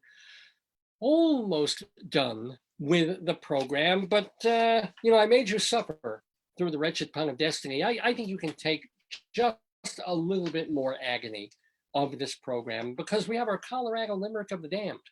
Now, Joyce and I had been living in northern Colorado for about a decade. And at some point, it just came to me to write a cute little, dirty little poem about one particular place in Colorado. And then I wrote another and another and another until I literally have 100 or so of these little wretched poems. They're not wretched puns. They are limericks, 5-line poems, most of them, almost all of them, intentionally sick and comical. We call them the Colorado Limericks of the Damned.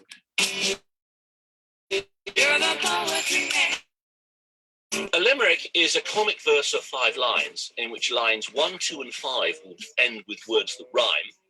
And likewise, verses 3 and 4 also end with words that rhyme. So this is a limerick. Rocky Mountain. So yes, my friends, our Colorado Limerick, we go geographically today to southwestern Colorado in a place called Norwood. Norwood, small town that first the Ute Indians were on. I don't know what happened to the older and middle-aged Indians, but at least they had the Ute Indians there. And then, of course, the Americans, as it were, swept in. Play. It got because the first settler there was a guy who came from Norwood, Missouri, and they just stole the name. Couldn't think of another one. And then it's got about 450 people in it. It looks beautiful. You see pictures of Norwood, Colorado. You can see why people go there to ski and hike and do ATV stuff and camping. And it's just like 7,000 feet up and beautiful mountain views. Makes me want to go there right now, believe me. But we go there, and it's a Norwood of the mind, my friends, because our Colorado Limerick of the Damned is devoted to Norwood, Colorado. This one's kind of PG-13 rated, just in case you've got children in the room. You don't have to push them out of the room. You don't have to put your fingers in their ears like you have to do for some of these limericks. I would just suggest smack them really hard so that their ears like buzz but by the time they come out of that, the poem will be over. So just a personal recommendation right there. Anyway, our Colorado Limerick of the Damned, Norwood, Colorado. A sensual hooker from Norwood earns more than your commonplace whore would. She hugs and she squeezes and torments and teases and gets all the men to make more wood. Yes, that's our Colorado Limerick of the Damned, ladies and gentlemen. Please send your comments and complaints to davesgoneby@aol.com.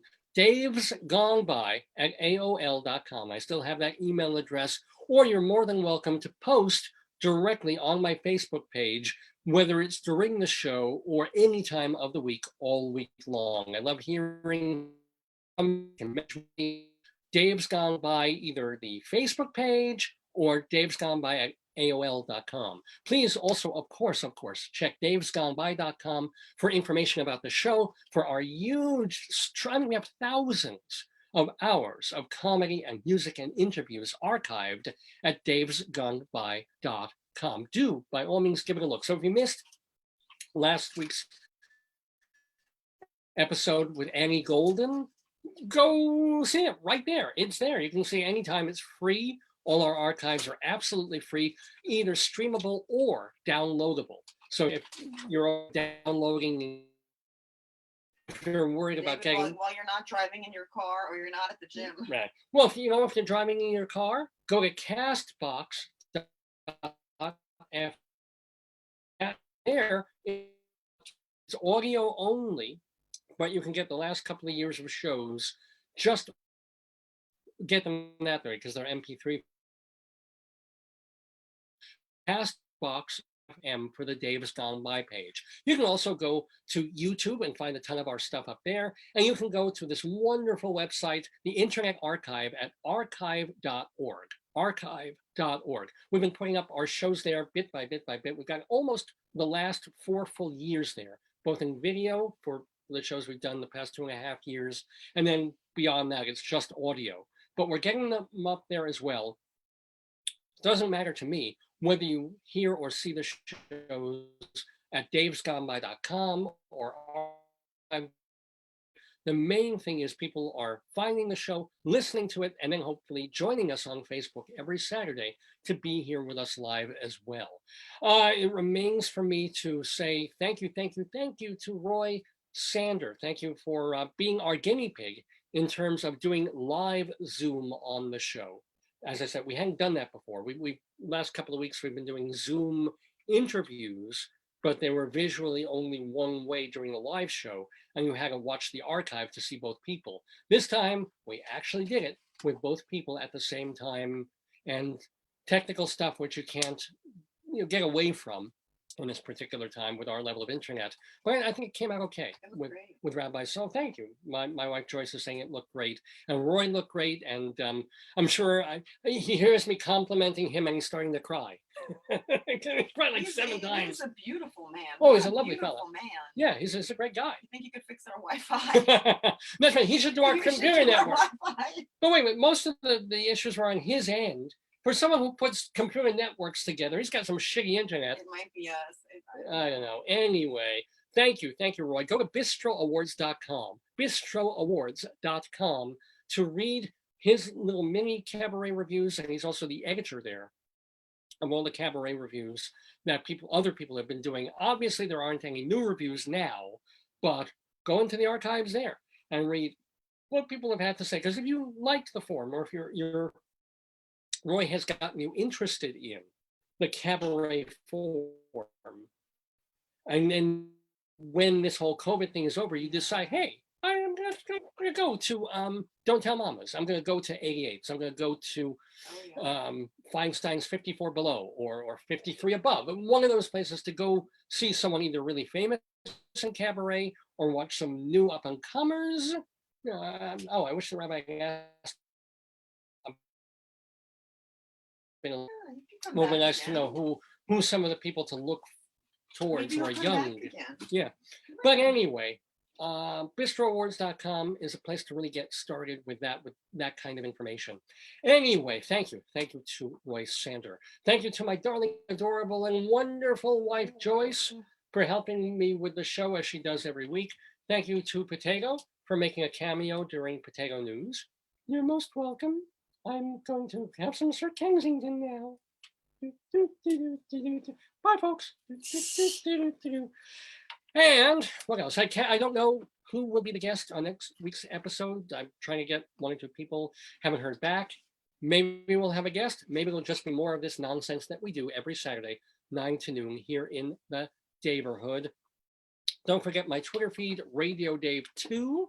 Don't forget Rabbi Saul's Twitter feed at Rabbi Saul Solomon, and his website, shalomdammit.com, shalom, D-A-M-M-I-T, shalomdammit.com.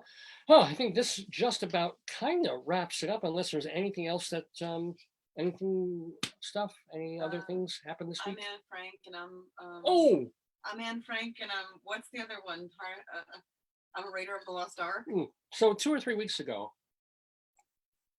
I was absolutely flabbergasted in a good way that out of nowhere, Bob Dylan released a new song. And because he's been putting out these albums for the past 8 years, he's doing the Great American Song. He, of all people, who, let's be honest, should not be touching cabaret music, has put out Starlight. Sometimes I would. And I tried to remind myself, I was like, because not only did he do 3 albums, but one of those albums was a 3-disc set of this music. And I tried to give him the benefit of the doubt every time I try and listen to it. And sometimes I'm in the mood, and I tried listening to it for a while yesterday. And some of it was okay, and the rest of it was like, oh, he's not even getting close to hitting some of these notes.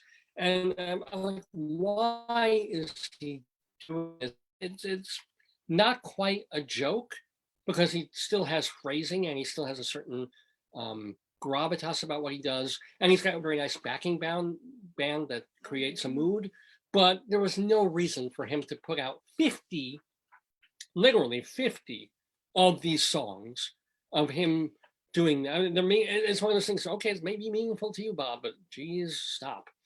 And then I'm wondering for years if he would ever write some new songs, if we would ever hear new Bob Dylan music again, good or bad. And then 2 or 3 weeks ago, an email out of the blue saying, hey, stay strong during COVID and be well, God bless.